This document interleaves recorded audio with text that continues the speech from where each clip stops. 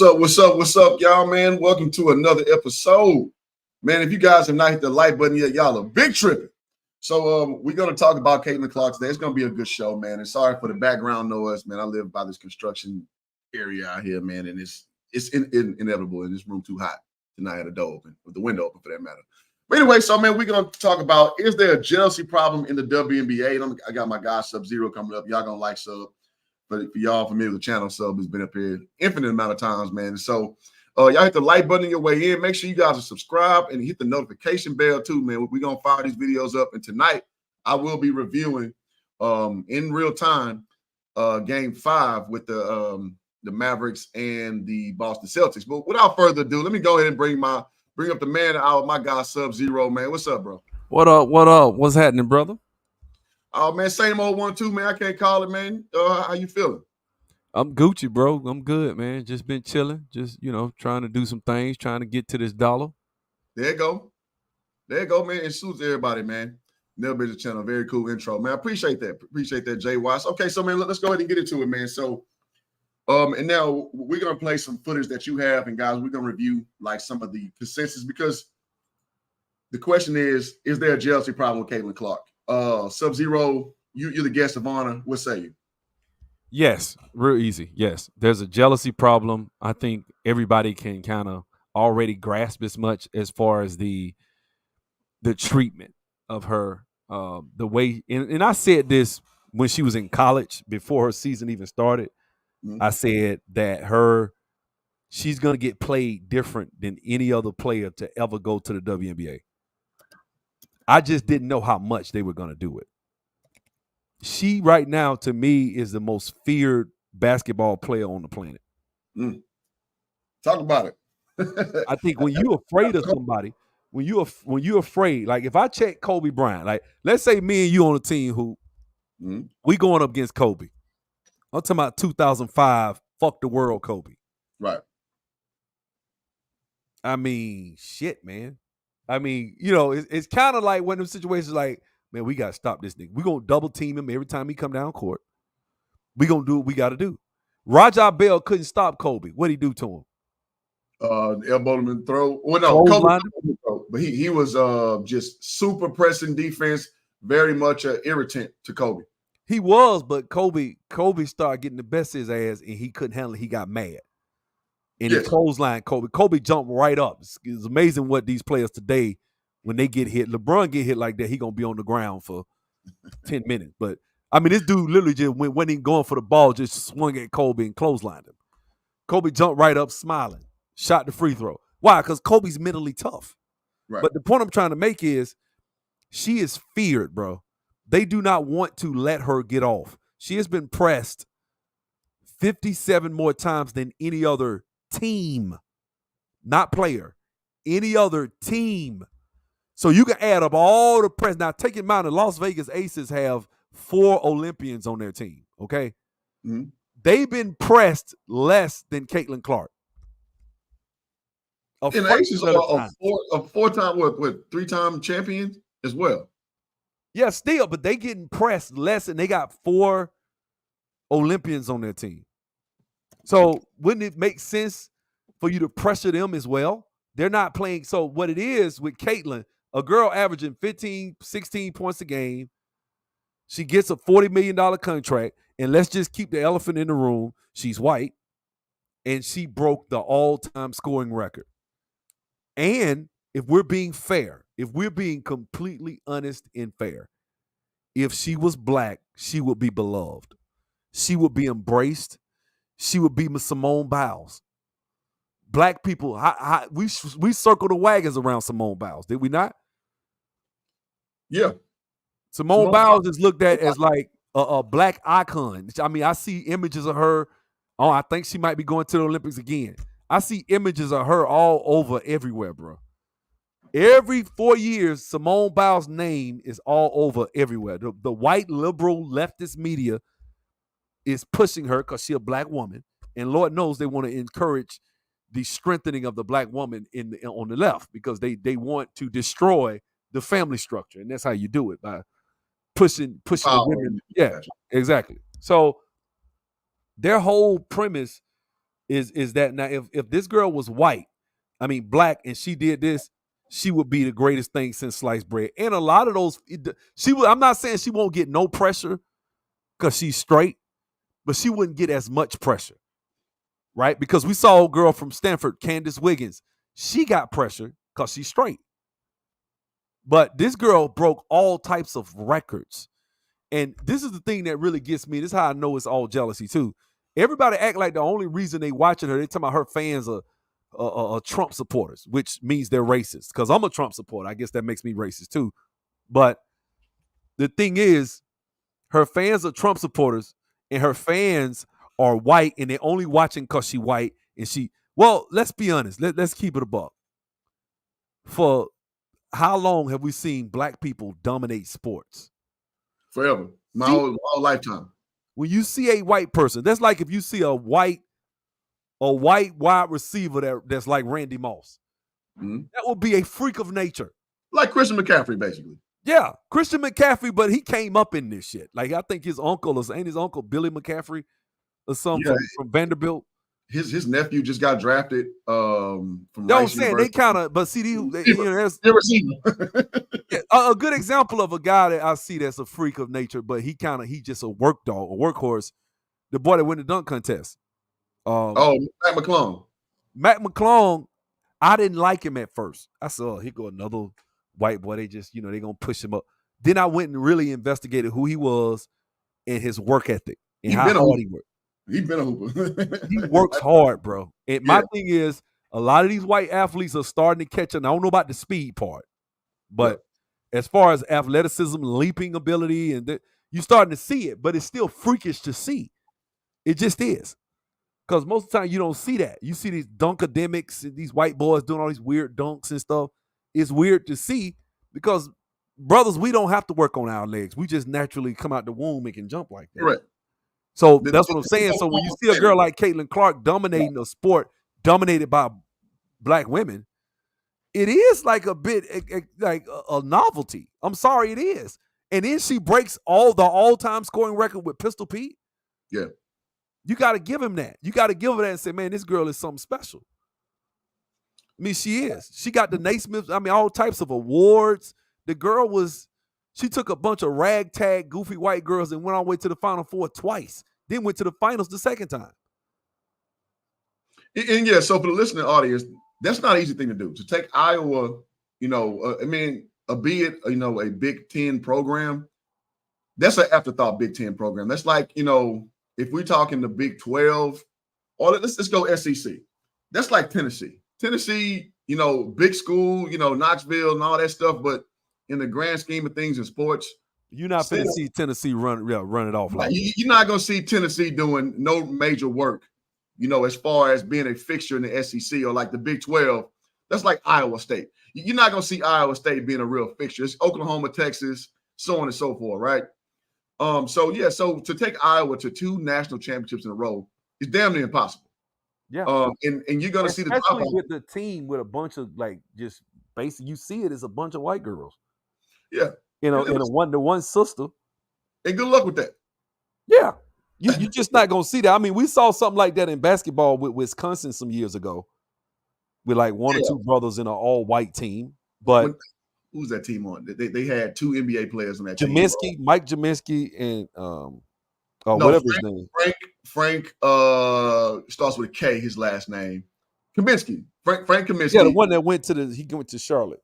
And the white dude went to Jordan making a mistake drafting him. He was like number 5 pick overall. Yeah, Frank Kaminsky ended up being a bust. And the white dude who went to the Rockets, I forget his name. But so you saw a mostly white team that it's a anomaly. Even Butler, with your boy, what's his name? He plays for OKC now. He's about on his way out the league. Gordon Hayward. Gordon Hayward, yeah. Yeah, he about on his way out too. So every now and again, like you say, break the tank. Yeah, so, man, I want you to answer this question right here, So it says she was black, will folks still feel the same? Well, I'm going to know. Let's see. Let's look at Michael Jordan. Let's look at Serena Williams. Let's look at Tiger Woods. Greatness is greatness. We kind of, I think that's what black folks don't want to hear. Not to say whoever said that is saying that. I'm just saying greatness is greatness. If you pulling up from 30 feet out like Steph Curry. Yeah. Now, if Steph Curry was white, or if Michael Jordan was white, would they even been bigger? It's hard to imagine Jordan being any bigger than he was. But yeah, I will concede that point. Eminem, there's an Eminem effect, right? But it's one thing to have the Eminem effect. It's another thing to bust people's ass and give them 40 to LSU that was supposed to be a powerhouse team. Remember, LSU won a national title last year. Yes. There were 14 million people watching. She bust their ass and gave them 40. You got, nah. Fair's fair. I'm fair, bro. If you bust somebody's ass and give them 40 and you put up major numbers and the coaches done stayed out the game like, damn, good riddance. Damn. Like, like, come on, man. You got to give it to him. Like, look, I couldn't stand Johnny Manziel. I'm from Alabama. I couldn't stand him. That white boy was scary, bro. He was a scary. Look here, you facing Johnny, you nervous. Yeah. You nervous. Because, yeah, you got guys with speed on the team. Yeah, you got guys got a good, strong front seven. Johnny Manziel was different. And it's the same thing, man. I just see her as being a generational talent. And I think you should center the offense around her. And you should draw up plays to try to help the girl get open. That's what you should do. But we're going to see in a second, that's not what they're doing. Right. Yeah. And so we're setting backdrop, and shout out to D-Lob. He says, I'm still waiting to see the argument. So what we're doing right now is we're kind of setting backdrop. And then we're going to get into the meaty potatoes of why there is jealousy or why there may not be. But right now we're just kind of setting the backdrop because, I think it's important for the Caitlyn Clark discussion to know what she is as an athlete. This is something that the WNBA has been praying for at the same time, and seemingly so doesn't treating like a redheaded stepchild as well. So, now spoiler alert, I'm gonna say there is a lot of jealousy. Not saying from everybody per se, but I'm saying from a vast majority. It's not even close. And we're gonna run that down, man. So I appreciate that question. Another thing, I see if somebody saying they probably need to move off the ball. Brother, with due respect, and I ain't trying to go at nobody else, so I'm just saying this. I think that Caitlyn Clark is best on the ball. She's if you watch her play in college, she threads it's like Steve Nash with the ball, but that's basically how she plays. That's like saying, take the ball, let's move Steve Nash off the ball. No, let him run point. That's what he is. He does his damage at point guard. But the team, and we'll get into that, I don't think the team got her back. But go ahead. No, I would argue that I'm okay with that. I mean, Steph Curry plays off ball. He does a damn good job playing off ball. So I think throwing that in there, I don't think that's a problem at all. I think, but ultimately let her be who she is. But what you're seeing, guys, with the massive turnovers, and just Sub has alluded to, she's 57 more times to be blitzed, which means when you come off a pick and roll, they're sending two at you hard. You don't see that at the WNBA level a lot. I mean, to the the count literally. Bro, they comparing all teams to how many times just this one player has been trapped. Right. All teams. That's so crazy. So you guys don't know, I call it respect. Like, so when you game plan, when you sit and you make a conscious decision of how to guard someone, that's because you view them as a threat. I remember when I was in junior college, man, I had a dude, we played against Eastfield College, man, in Dallas, Texas. This dude literally face guarded me the entire game. He didn't watch nothing else but me, and it frustrated the hell out of me. But, I was only 19, 20 years old at the time, and I just couldn't imagine how someone could take themselves out of just hooping and playing basketball the right way. But his strategy was the coach did it. Defense, nothing, just face guard. Bro, he face guarded me. He didn't look at he didn't try to get a rebound. He didn't try to do shit. All he did was face guard me, do this right here, stay everywhere I went, just being an irritant, basically. And I had one of my worst games I had in college that game. And I had to understand, but that was respect, though. Coach said, listen, man, keep him off the glass. Because I used to, tip dunks was my thing. So that's what he did. And me as a 40-year-old man, I understand that now. But when I was 19, 20, I was flummoxed by that, right? So stepping back, I'm seeing that same style, and we saw this with, the girl who was shooting the free throws, and pardon me, for, not knowing her name, but she was shooting her free throws. In between her free throws, she make the first one, and she go face guard. I saw that. Another thing, Steph Curry's not a point guard if we telling the truth. I mean, well, he's a hybrid. I get what you're saying. He is up there. He plays point. He ain't no point guard. Steph. I get what you're saying. I thought he would be. Steph is not even. That's why when they talked about Isaiah Thomas, him being better than Isaiah Thomas, like hell no, not as a point guard. I agree with you. Yeah. I agree where you're going with that. All right, so let's go ahead and get to the film, man, so we can get to me. Thank you in the comment section. Listen, man, super chats get priority. If you guys want to support the work with a good old Cash App, that's cool too. You get your personal shout out. So it's going to be a good discussion now. And we are 30 deep. So thank y'all for coming abruptly and promptly. And Sub, go ahead and run that video, man. Let's get it. Let's get it. You ready? Yes, sir. You got to share it. Oh, my bad. It's been a minute. All right, go ahead. Check it out.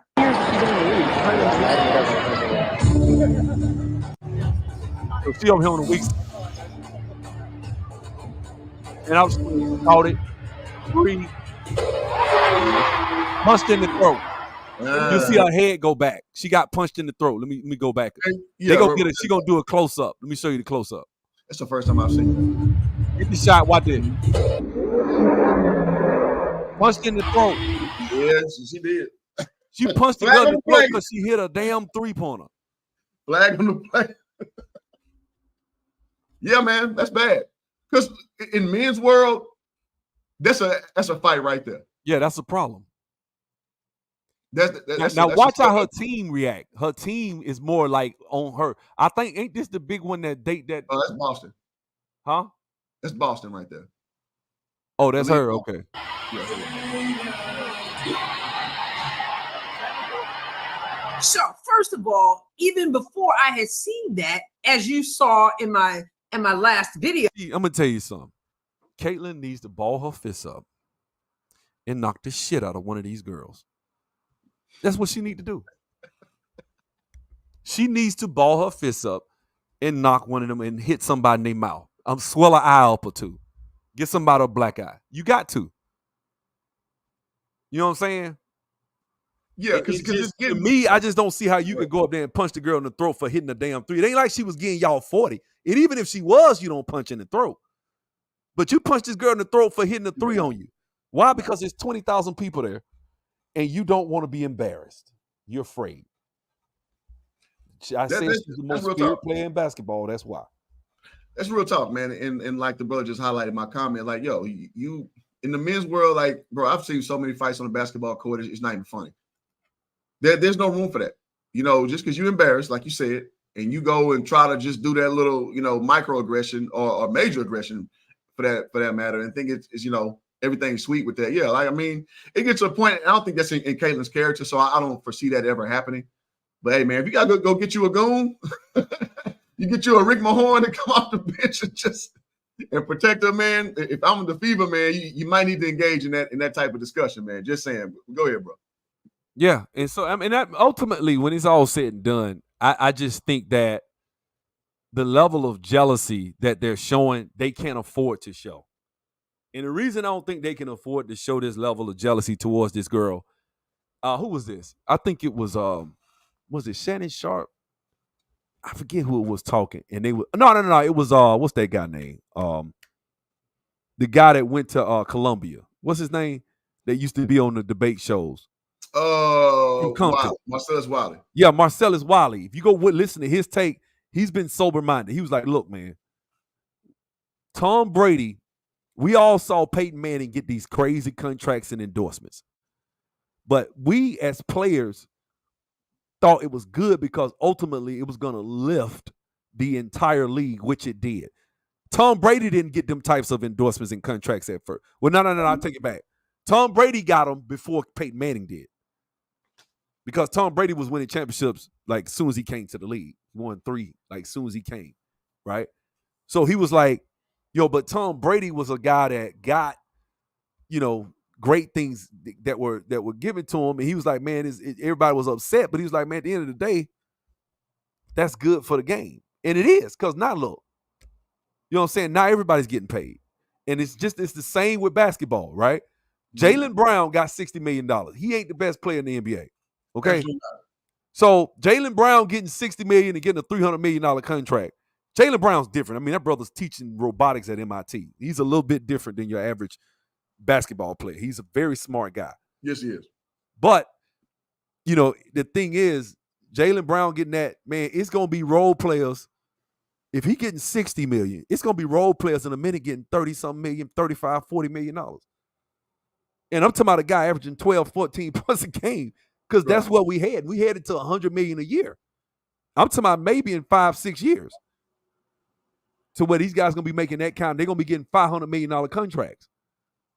So, I think it'd be stupid if you got a guy like Victor Wembanyama who is up for contract negotiations one year for me to bust him and, try to hurt him because he long and lanky. He might fuck around and snap something. Mm. And, you don't see that in the NBA. When guys are coming out in the NBA, you saw people talking about Wemby. You can find countless videos of all the vets in the game that were playing saying, man, Wemby going to be something special, bro. He that. You can't find one video of somebody doing what Cheryl Swoops did to Caitlyn Clark. You can't find one. It doesn't exist in that world. It doesn't exist. You can't find one. When Michael Jordan was coming out, people say the right things. They might go at you, but they still gonna say the right things, right? They wasn't hating on Zion Williamson some years ago. I can't name one video where somebody hated on Zion. They knew about him in high school and was bragging on him. I mean, keep going. Even like Jahlil Okafor. Nobody hated on Jahlil Okafor. Now, maybe the only one I can say is Lonzo. Because it's far. That was because his dad talking trash. Right. It was a smoke screen to go at his dad. So you gonna because his dad was saying stuff like he better than Steph Curry. Right. Bunch of crazy stuff. But at the end of the day, if you look at what happened with Lonzo, after the first couple of weeks, what happened? People laid off of him because he showed he could play. Yeah, they just gave him a regular. This girl is getting a level of hate, bro. Like that's what I'm saying. We've never seen this before. This is hatred beyond the pale because I think it's jealousy. It's no other way to put it. I think the teams are really the coaching. Like for you to say you played ball, for you to be able to play defense and commit to a trap, that's coaching. That's not just you don't just make that choice as a player. Just trap just cause. Yeah, you can't do that. The coach got to make that decision. Hey, we trapping. So you got lesbian coaches, and I'm going to say lesbian because that's really what it got a lot to do with it too. You got lesbian coaches trying to stop this girl from being successful. They all trying to stop her, bro. Well, because it's a unified front to preserve. Because what I'm seeing consistently with the messaging is that WNBA purists want to keep the WNBA pure. And the problem is y'all's peer approach is not profitable. It's not marketable. Nope. And it's not tangible to like people just with water cooler speaking. It wouldn't have lasted 2 years in the real world. If it was on its own merit, its own dollars, its own money, i.e., you wouldn't be able to pay these girls. They would have to have some type of stipend that is, laughable of what they'd be paid. If the NBA did not subsidize this program. B, they from the messaging standpoint, they alienate their audience, and they don't even understand this. They basically go with this thing that the down with the LGBTQ plus community and feminist angle. That's a very niche market, and the irony is that market doesn't even support the product. Exactly, because they got other shit they worry about. They're not worried about no damn girls basketball. So that's the reality. That's the brass tacks of what the WNBA is in its own totality. And so now that you have a person coming in and breaking up and broaching these, barriers, and someone who's coming in and opening new avenues, you get pushback because you're fighting against your progression, like you talked about Tom Brady getting people paid, rising tides raise all boats. But you're trying to stay pure to what you were because that's just the culture. If we're being honest, for 27 years, that's the culture. But the irony is those lanes don't intersect, and you're fighting against your best interest. And we're gonna go deeper. While there is hatred, where there is jealousy for that matter, because you're basically fighting against your own nature. Because the way you've been groomed into the WNBA is, this is how things go. This is how we roll. When you're not seeing, when you never had to worry about. We talked about this on your show, so you never had to worry about the business aspect. You never have to worry about the marketing and promotion aspect because you're basically given this platform to go be you, quote unquote. But there's no repercussions to it. Like when they take L's, I almost think they should go to their CBA and they should, well, the CBA, not the CBA, but they should get their salaries reduced to kind of give you a real consequence to not giving people what they want. But that's not a reality of WNBA players and supporters, and that's why they speak the way they speak. Yeah, I think if these coaches thought that, okay, our league, I may be next summer trying to go to Spain, and I can't stay in America with my family and my wife or even said husband, right? And be here, and my family members can't come to the game and sit courtside and watch me do my thing, and I'm not on TV in America on Oxygen or whatever network they show their games on. If that was the case, and they said, man, that's not gonna happen if this league doesn't make it, and then they get a generational player like her who has millions of people watching, they'll quickly change the way they play that girl. But because, and this is where, I'm a conservative, so I do think that we have to look at, there are certain principles when you give people stuff. When you give someone something, you take something from them, right? And,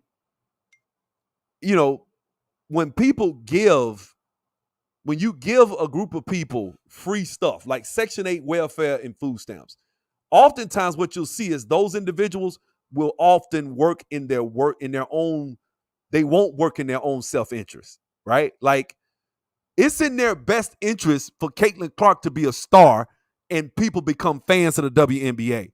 It's in their best interest for men to watch the game and support heterosexual women playing basketball and being sex symbols because it sells more tickets, right? Sex sells, but they know that. But they, just like Candace Wiggins said from Stanford, she was like, man, you heterosexual in the league, man, they try to hurt you. They don't really like, heterosexual. They do you wrong when you, I mean, why was she lying? And then ESPN, what do? They do a segment and they go get a lesbian to try to, well, I've never seen it. Of course you ain't seen it. you own it, you dating one of your teammates. So of course you don't think like that. Like, I thought that was just kind of whack the way they did that. Well, because that's that common thing, man. It's like it's that ostrich effect. You bury your head in the ground and you're not cognizant of things around you. So of course, I mean, if that's just standard protocol for you, you don't have a heightened sense of awareness to it. So yeah, I mean, because you just think that's just standard business as it goes on. But yeah, to someone who does not share your same sexual orientation, they view it differently, and that's just the brass tacks of it. And it's funny how overtly unaware that the WNBA players and again supporters are, because you literally are not, you're not understanding that the very thing that y'all covet so much is a thing that alienates people who want to patronize your product. Nobody wants to see butch lesbians hooping. Nobody wants to see that. You know what's funny? I see Steven's question about. Hold on, let me go ahead and acknowledge the cash. I mean, shout out to my guy Quiet Storm putting 10 on it, man. I appreciate you supporting the work, and you get your personal shout out over here. Let's get. You know what I mean, boy.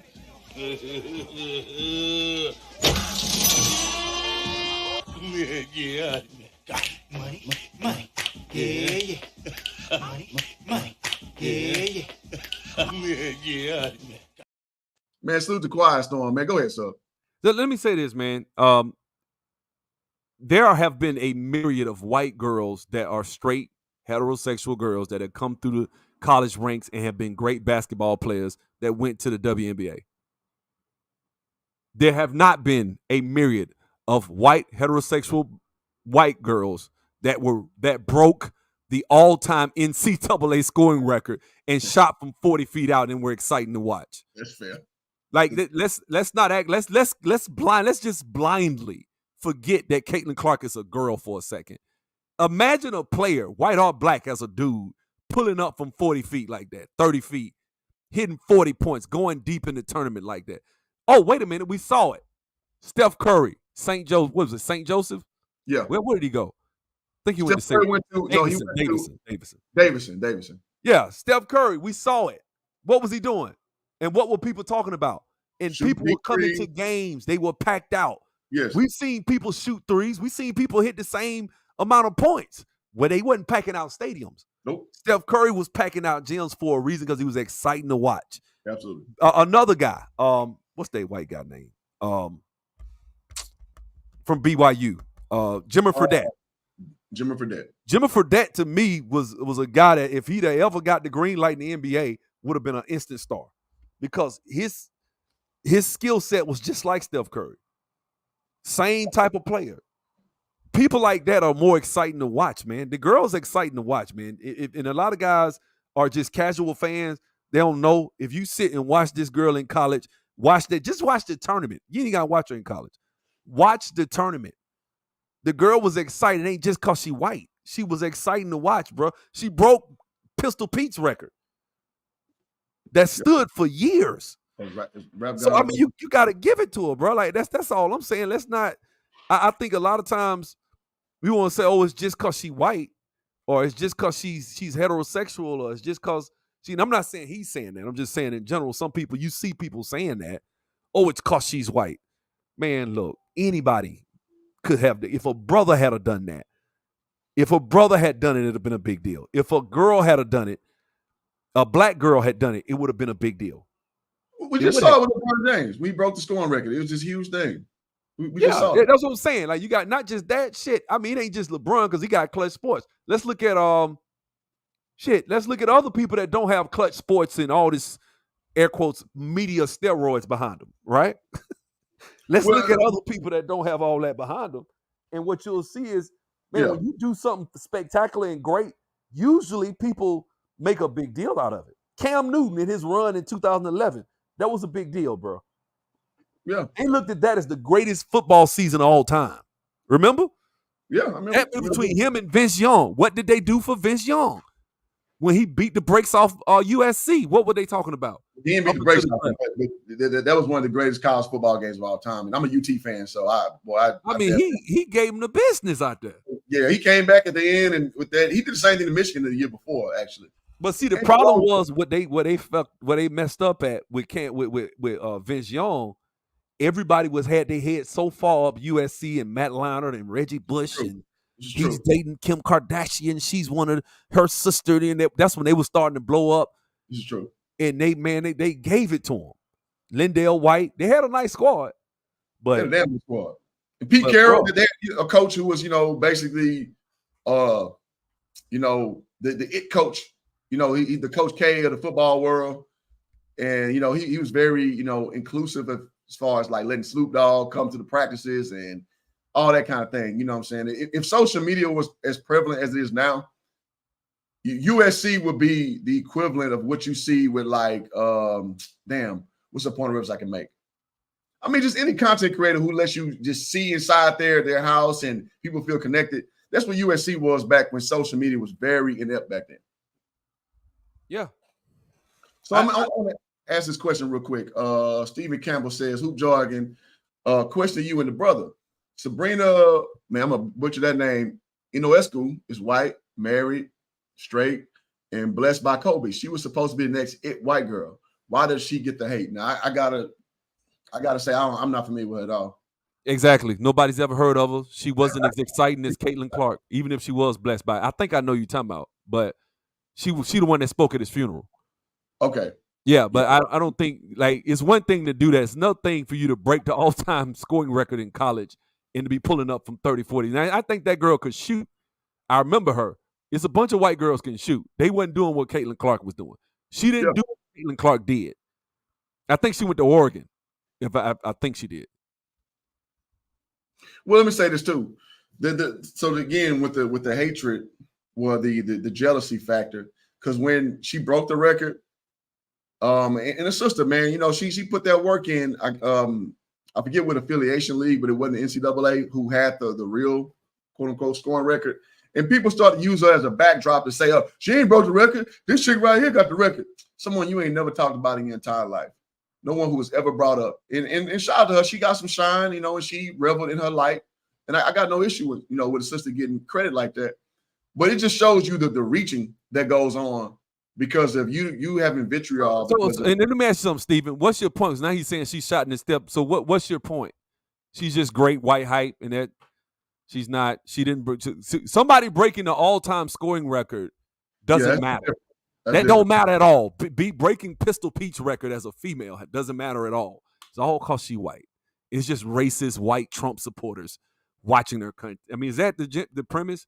Because to me, it just clearly the girl's getting pressed like 60 more times than any other team, not person, team in the league. So to me, that shows a level of vitriol towards this girl. And I think he's saying that she's getting it and why the other white girl didn't get it. It could be a myriad of reasons. But I just think, number one, because of what she did in the NBA and it had never been done before. Yeah. No one had ever done what she did. If she was just an average good player, they wouldn't be playing that girl like that. She's not your average good player. She's not. That's why they scared. Because she should be getting an extra 10 points, 8 to 10 points a game if they was playing her straight up. She would be. I think so. She'll be rivaling the damn scoring title. Yeah, and let me say this. Uncle J.E. says Caitlyn can't beat Angel Camila for a chip. She hasn't won anything. Brother, let me impart something upon you. The NBA that you covered so much, I'm sure you watch the NBA, is full of guys who didn't win a NCAA championship, man. So if that's your standard of evaluation, I have to tell you that's a very poor one. Because look at a guy like Dame Lillard. Dame Lillard never even made the NCAA tournament at Weber State. And I think that's the Horizon League or something like that. He never even won the doggone league. So, but he's been a superstar for the most part of his career, or close to it. So that's not the standard of evaluation. So I don't understand when people like you just hurl out these little things and say what you say. It doesn't make any sense. Oh, man, shout out to my guy, man. I got to go back to my guy, Machismo TV, man, pulling up. I do the sports wrap-up every Sunday night on their channel, and I got to get a commercial real quick. So lend me 25 seconds of your time. Let's go. Welcome to Machismo TV, the ultimate destination for modern men seeking to upgrade their lifestyle. Subscribe to Machismo TV and Saul T-Balls. We stream daily from 12 midnight to 8 a.m. Eastern Standard Time, the best male-centric content. Highlight reels without reviewing or providing any editorial bias to the content. We have done so much, with so little for so long, we are now qualified to do anything, with nothing. And shout out to Machismo TV, and that's Saul. I'm sorry, I mislabeled you. But yeah, man, shout out to my guy, man, Saul, man. You guys, if you like men-centric content, or if you want to check me out every Sunday, I do the sports wrap-up over there. Y'all can migrate to that side of the world, man. They getting it popping over there. Okay, so let's keep it going forward, man. And shout out to Steven, man. Listen, man. These conversations need to be had in I open. mean, ESPN got shows up here talking about the NBA. Caitlyn's fans are sucking the life out of the WNBA as if it was a financially viable league until Caitlyn got here. Like, right? They're getting 2,000 and 3,000 people at the games, and they got the nerve to talk shit. Like, you should be happy. Like, this is crazy. Well, because the WNBA struggles with scrutiny, man. This is like, it comes with the reward. Like you say, you want more, more, amenities. You want, these flights. You want, your salary to increase. You want these endorsements. Guess what comes with all that? Scrutiny. And WNBA like to be, and I would say feminists in general like to be handled with kid gloves. Exactly. And that's not reality. So if you're going to be the top discussion piece, guess what? But then I'm a woman and I'm a black woman. And right. Then I'm strong, and I can do what men do, and I can look a man in his face, and I'm his equal now. But I'm women, and you got to treat us different when you talk about it. When you criticize us. You can't use that word, can't use the J word now because I'm a black woman. Like, man, what the fuck? Right? Like, just which is it? Which is it? Is it gonna be that you want this attention? Because guess what? Michael Jordan gambling. I remember how much of that shit was a big deal. They went at him. They talked about him and his dad going during the playoffs in Atlantic City. He said me and my dad and one of my friends went out there to blow off some steam during the playoffs against the Knicks. They made a big ass fuss about it. I remember they had a book called Jordan Rules. You know, it's a lot of shit that people men get, man. Kobe, do I need to talk about the rape case or the SA case, right? It's always something like men get a lot of scrutiny. That's what we get, man. And they act like they don't see that. It's like you just want praise, but no scrutiny. Yeah. No one cares to see a bunch of masculine, unathletic black women looking like wannabe men. Nobody want to see that. And we talked about this on your live stream earlier. Listen, man, and I'm not trying to disparage Angel Reese, but I mean, it just comes to mind because you just mentioned about unathletic. Just watching, you know, her get steals in the open court and she looked like a dinosaur running up court, man. Like on his face, listen, I will watch Angel Reese walk up to the red carpet. I mean, she's an attractive girl. Like I'll give her a card. But her actually playing basketball, it's an eyesore. It's an eyesore. Like you look at her shot percentage, it is extremely low to be a post player. And she has she talking about she going down in history. Yeah, I'm like, for what? Like, you know, I gotta be honest. Like Angel Reese is really good at being aggressive. She, you know, gets offensive rebounds, but part of me is like, are you getting your own misses? Because you know, you got a high, you know, motor to get offensive rebounds, but you have a low shot percentage. So that tells me you getting your own goddamn rebounds. You know, and I'd be lying to say I watch a lot of WNBA basketball. I do watch it now because it's, you know, it's something relevant now. It's something that I care about a little bit now. But I'm not gonna sit here and lie about what I'm looking at, but I do know when I watch, you know, Caitlyn Clark play, I'm watching something I ain't never seen a chick do. I personally ain't seen it. So I mean, we just got to be honest about what we're looking at, and I don't care if it hurts feelings. I'm just gonna be honest and tell you what I see. But yeah, let's run some more of that footage, man, because I think. All right, I was trying to find actually a clip of the film breakdown where we can just show how her team is, and this lady's doing a masterful job of breaking down the film footage and how she's just not getting any good. Like these girls got to be purposely. Like I found it. So I want to show you this because it's just another clip to just show she fighting the uphill battle. I ain't saying they ain't doing to make. I do agree with you. They are Notice making what her a happens better here. basketball player. I do think they're doing that, but this is unnecessary, bro. It shouldn't even be like this. So this is where they start the pro. Let's look at some of the college stuff first, because this lady breaks down her college film and how good the screens were and how they were really making an effort to create space for them to score. It wasn't just for her. Watch this. We go. Multiple occasions, and if you watch this play, South Carolina's going to switch on the Good screen, screen. and if we free basket, and Single, Caitlyn Clark not wide, has the vision ball. and the skill set to deliver. Basic 7th grade basketball, man. Coaches teach you this. Am I lying? Yeah, that's textbook. Basic. Basketball. That's all it was. Okay, so you saw it there in real time. Good screen. Now we're going to look at it again. This is Sinonu, I believe her name is, number 25. And you're going to see her come and set the screen, and then she's going to roll to the basket, which is something we want to see Aaliyah Boston doing, and we're not seeing it. So there she is. She's nice and wide. Look, she's nice and wide. She's making contact. Caitlyn's going around the screen to the right. And then look what she does. She rolls to the basket and she rolls the right way. That often, for some reason, does not happen. But the rule in basketball is that your belly button basically should follow the ball. So you should be opening up to the person with the ball. So let me go back a little bit and you can see it again. She sets a good, look how wide her legs are. Okay. So and just to bolster your point, the brother just said Angel Reese is averaging a double-double. Angel Reese is averaging 37% from the field. Which is for a big, that's horrible. That's 37% from the field right up under the rack. For anybody, actually, it's terrible. Yeah, I mean, that's just trash. That is. Even if you're a three-point shooter, that's a 3-point percentage. Right. That's what 37% of three is fine.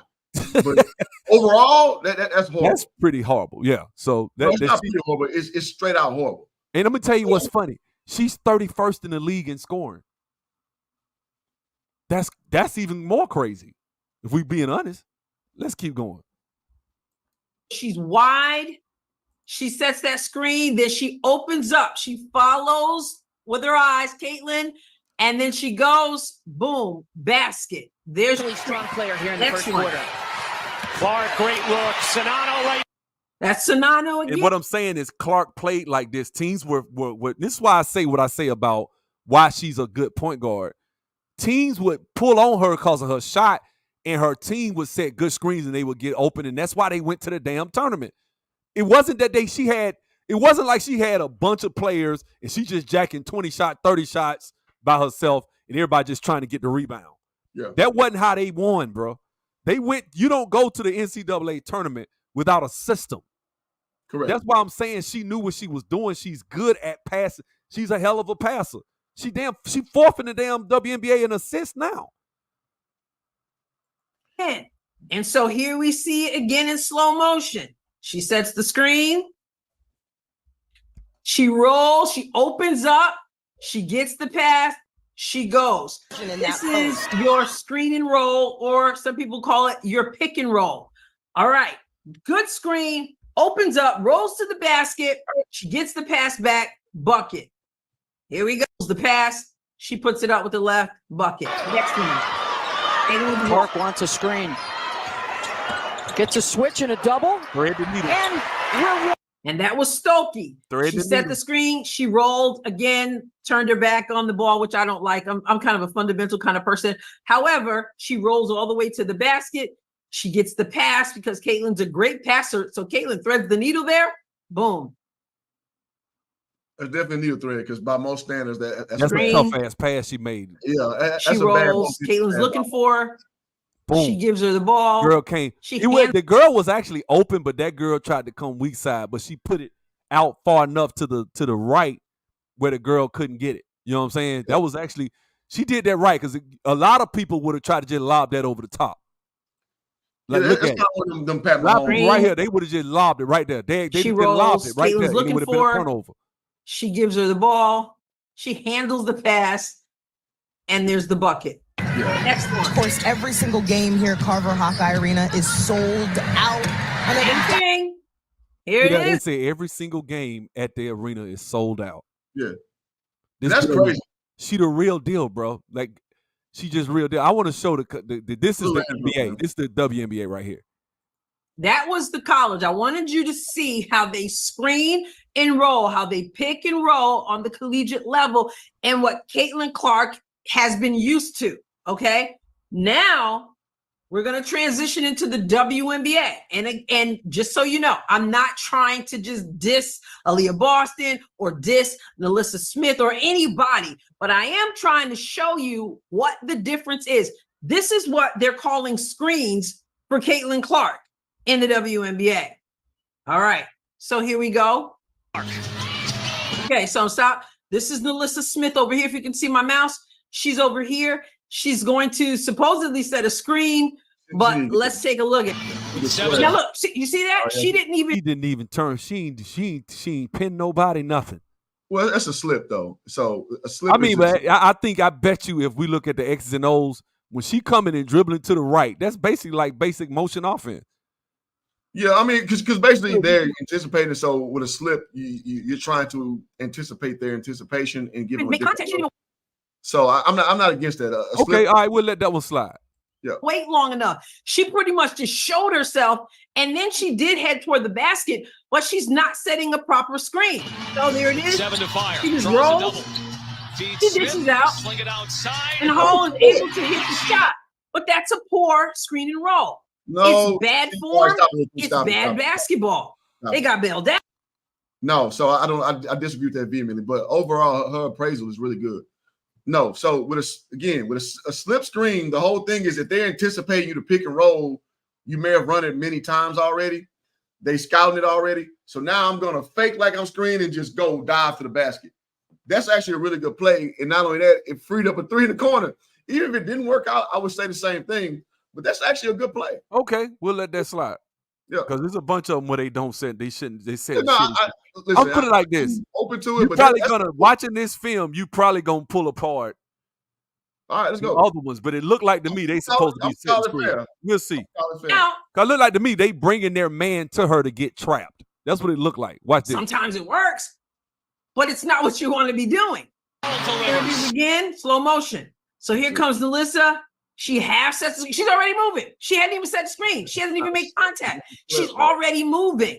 Okay. And so all she's doing, since she's not setting a proper screen, all she did was bring her man up to Caitlyn. So now her poor screen results in a Caitlyn Clark double team here. Okay. So here it is. Now she's double teamed, right? So she does get the ball, and Melissa Smith does at least have the court awareness to kick it out. It's a good and play. Then the shot goes down. But the screen. Caitlyn Clark has such a high basketball Here we go IQ. again. It's also about her getting used to Now playing. there is Aaliyah Boston. So poor screening. I can see why she get a lot of turnovers too.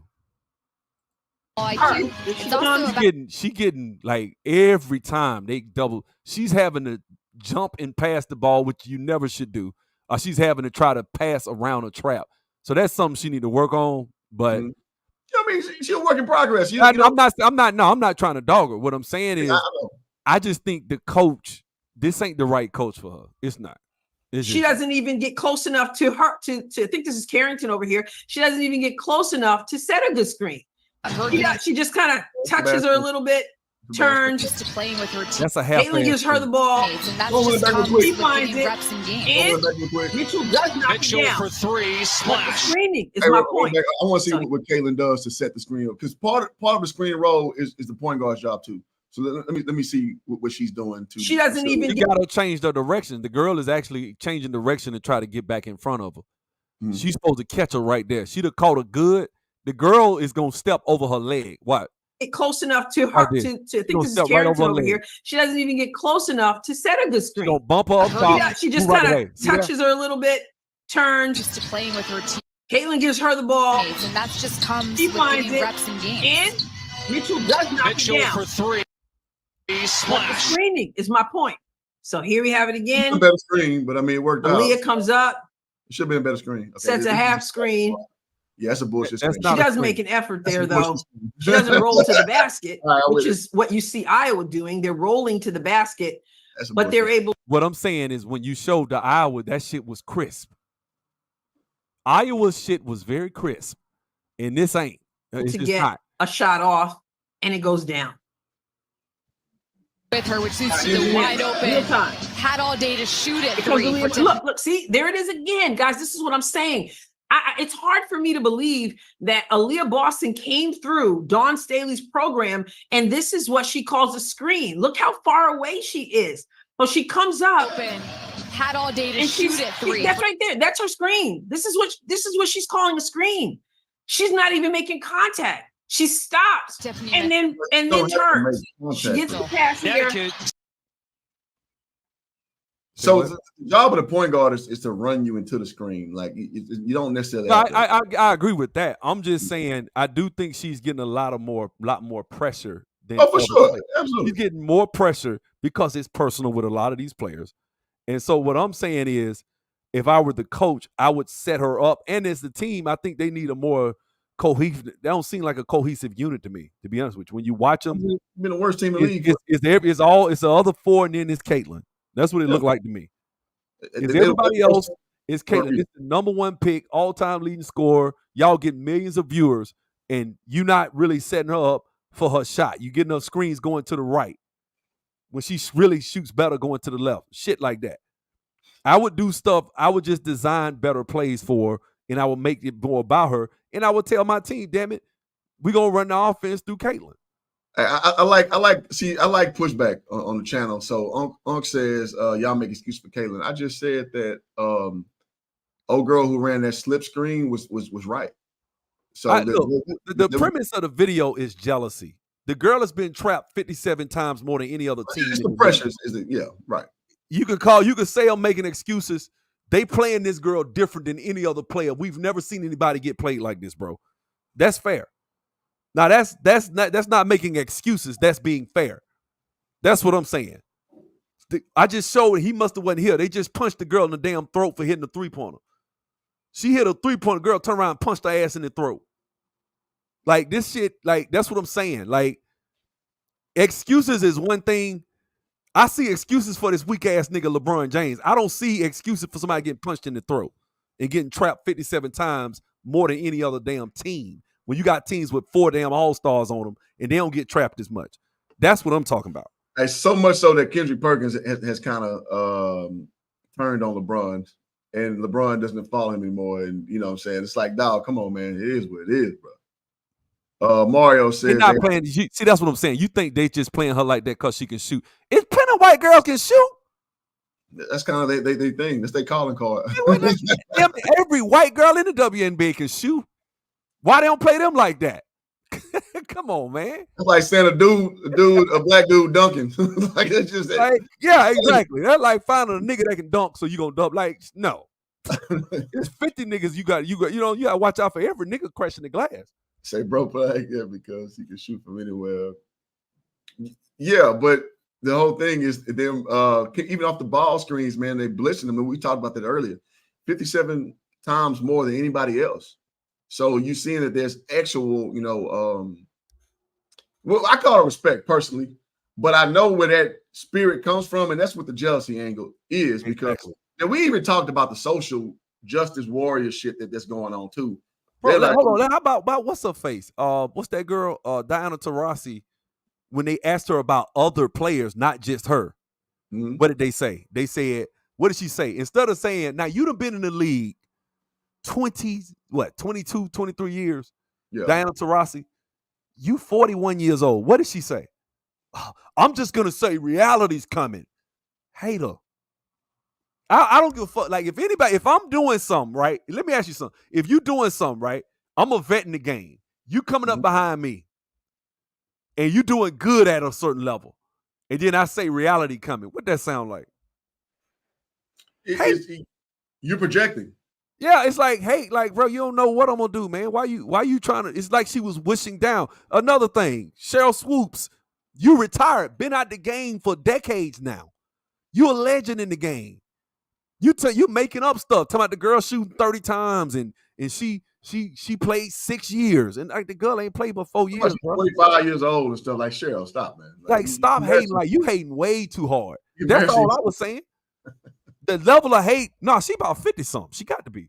No, I'm just saying she was saying Caitlyn Clark's like 24 years old. She the girl was goofy stuff. The level of hate that she got is uncalled for. That's what we see. We see WNBA players going on shows now talking about Caitlyn Clark's fans need to realize we've been doing this for a long time and that we don't give a fuck. Nobody cares. No one cares. We saw you. We knew you was playing. We didn't want to see your ass. It's just the truth. You may not like it. It may hurt your little feelings, right? But it's the truth. It hurts your feelings. You don't want to hear somebody saying, yeah, man, nobody cared about watching that shit. It's the truth. Let me tell you, when I played ball, let me tell you what they did to us, man. So our games were exciting. This when I was on B team, right? We had some exciting games because we were starting to learn how to dunk and shit. So you might get a dunk on our game, right? So we would play at 6 o'clock. The girls would play at 4 o'clock, right? The girls' game wouldn't have nobody there, right? So guess what they did? Well, they made us play at 4. and you know what? It's that because didn't nobody care about, well, guess what started happening? People didn't come to the damn game till 8 o'clock. They was coming. They were more people coming. Our seats were full on the B team game. By the time you get to the varsity game, it's been packed. Bruh, the girls started playing at 6 o'clock. People were showing up at 8:15. Like middle of the first quarter, then it started packing out. Why? Because didn't nobody want to see it. It's not like, oh, and what did they do? They tried to do that to help the girls because it hurt their feelings that nobody was there. But look, man, men have to deal with tough shit all the time, and we get our feeling hurt. Don't nobody do shit for us. All the time, baby. I'm gonna say this too. So, okay, going back to the short story I shared with you, my time at Prairie View, man. Again, the girls' coach, the GOAT in my eyes is Cynthia Cooper. Cynthia Cooper was the head coach of the women's team when I played at Prairie View. Bro, like, and they were winning. Like, they were good. Damn good. But we had more people at our game. Nobody want to watch that shit at the end of the day. Exactly. You get a good girls basketball team, you will be hard pressed to find anybody coming to those games. And if it's some people at the game, it's mostly men, right? Heterosexual men, right? That's who gonna be at the game. And they're not basketball purists, a lot of them. They're just not. A lot of them wind up at these games just for whatever reason. I don't even think it's always because they just basketball purists. I mean, I saw the dude last year came and sat at a WNBA game and went to sleep. Like, let it sink in. A dude came to a WNBA game, fam, and went to he's on the front row. laid on the court side and went. Can you imagine somebody doing that in the NBA? No. Because first of all, there ain't no room to sit on the court side and fall asleep. Court side. Even for the Hawks, it ain't no damn chair for you to do that. Yeah. I mean, one thing I'm pro-truth, man. I'm about the truth. Even if the truth is uncomfortable, even if the truth is kind of unattainable, I'm about the truth. And the truth is, nobody cares about women's basketball like that. But when somebody is an anomaly, what Caitlyn Clark clearly is, it's just funny to watch her constituents kind of just give so much pushback, so much vitriol, so much disdain for her success because they want the success, but they want it their way. And it's just like in most industries, I'm not saying men don't be jealous too, because I mean, you seen Trevor Lawrence get this big, contract the other day. I'm sure there's a lot of jealous men as well. But when it doesn't happen, it doesn't dominate the media. It's like, well, those dudes ain't dumb enough to go on social media and shit on the man, right, and go on interviews and drag him and talk about. Right. They won't do that about Trevor. You ain't gonna see. You be hard pressed to find somebody doing interviews about a guy getting a big contract and saying he don't deserve it, or that ain't right. There's other guys that are better than him that deserved it. You're not gonna hear that. Right. I give you a better example. Again, go on get with WNBA jealousy. They were talking about how Harrison Barnes, this is about 6 years ago, how he makes so much money and how that's unfair because he ain't that good. I'm like, why are you counting this man pockets in a profitable league who is an NBA champion? Because he had just got traded to Sacramento at the time. So it just shows you how their minds work. Because we're talking about, Harrison Barnes, if Harrison Barnes changed his name to Harrisina Barnes, he would go down as 10 times over the greatest basketball player ever played in WNBA. So what y'all really talking about? But it just shows the mentality, though. And that's the point I want to underscore. It's the mentality. Mentality is jealousy. You count people's pockets. Again, who goes in NBA spaces and says, oh, man, old buddy got this kind of contract. That's messed up. When have you seen that? Yeah. I challenge the audience. Bro, the average man, I'm talking about 6 foot, decently athletic, is playing at the rim. I'm not talking about an NBA player. I'm talking about a nigga in the gym at pickup. The average dude will turn around and be right at, he might not can't dunk it. All of them ain't gonna dunk, but the average dude ain't nothing to find a dude turn around and be right up over at the rim. Correct. If you could do that with women, you automatically disqualify all of them. Correct. It ain't too many women. You don't see women. I've seen some so-called bigs. I played ball with some of them, like girls that were supposed to be big. I had one girl, 6'5", she signed with St. John. Man, she wasn't going to no post with none of us. I'm talking about guards. She wasn't getting down there with none of them. No. Because they're going to turn around and jump right over the top of her and lay the ball up. It ain't nothing she can do. Even she try to jostle for position, you get low and push her ass. Most of them ain't got the upper body strength to try to wrestle with you. Come on, you talking about women struggling to bench 200 pounds, half of most of them. I'm talking about the bigs. I know. In reality, is they finish so predictably. Like, I was a good shot blocker when I played in college, and I'm only 6'7", so I'm not like, 7 foot or nothing like that. Bro, that's a giant for girls, bro. That's 7'2". Well, okay, but I was real big on reading body language. So I knew when you came and you dipped, okay, I gotta wait a half a second for you, because you gotta come finish like this when you dip. You can't say, I hate when bigs, when point guards come and they dip and then they just start swiping. Like, no, you gotta wait until they come out the dip and they gotta finish after that. So a smart blocker will let you think you got it. You going up. Let you think I'm you gonna got wait it. till it leave your hand. I'm gonna wait. I'm gonna throw that shit out of bounds, bro. I'm gonna glass that shit. Yeah. I'm gonna It's let you think you got it. Like, I got him. I threw the up fake. I got you just jump, and I can stand straight up and just jump way up over the rim and just cup your shit. It didn't matter. I'm gonna glass it because there's only so many angles you can finish at. That's just physics. So when women's sports, when you watch, it's just like it's so predictable. Like you watch Angel Reese, and I don't want to pick on her, but watch how she finishes, dog. Again, it's from the hip a lot. She only got boom, boom, turn over her left shoulder. Basic. I would eat her alive. But guess what? In high school, she was probably getting 30, 40 points doing that. Bruh, I would wait on that and glass the shit out. I had girls. The very first time I ever did that was with the girls' basketball team. And it's this girl, Lynette. Lynette was getting, I think she went to NC State. Lynette was getting them girls the business. She was heavy set by 6'2". What nothing they can do with her. I'm on B team. I'm still growing. I'm 6'2", but I'm skinny as hell. She probably outweighed my ass by 50 pounds. You know what I'm saying? Mm-hmm. And I would not let her ass go. She turned that around with that week. I'm not letting you get through me. You not getting through me. I wasn't benching 200 pounds myself probably back then. But you wasn't finna get through me. You wasn't finna turn around and just turn around with that weak ass spin move. And I would just turn around and just cup that shit. And she started complaining to the coach. Coach like, yeah, but girls aren't gonna play you like this. That's what the coach told her. Rest in peace to Coach Simmons. She told her, she said, the girls aren't gonna play you like this. He's playing you like this. He's on B team. You know, imagine if he's going against the varsity guys. At the time, the varsity was number 6 in the country. So, you know what I'm saying? We was hellified. But the thing is, she was, you know, these girl basketball players got to understand, number one, you're not profitable. Number two, if we really being honest, man, and I'm going to say this is going to sound very sexist and messed up what I'm about to say. This is why you shouldn't let women lead. Because a male leadership like a David Stern would work wonders for this league. Yes, he would. Because for one, they was talking about lowering the rims a couple of years ago. When the guy, like before Caitlyn Clark came along, there was some rumblings about Caitlyn coming in the draft this year, right? Last summer, you remember last summer they was talking about lowering the rim, and those girls went on Gil's Arena and was arguing like, we don't need to lower no rims. Like, yeah, you do. Maybe we'll see some posters. Like, yeah, you probably do need to lower the rim.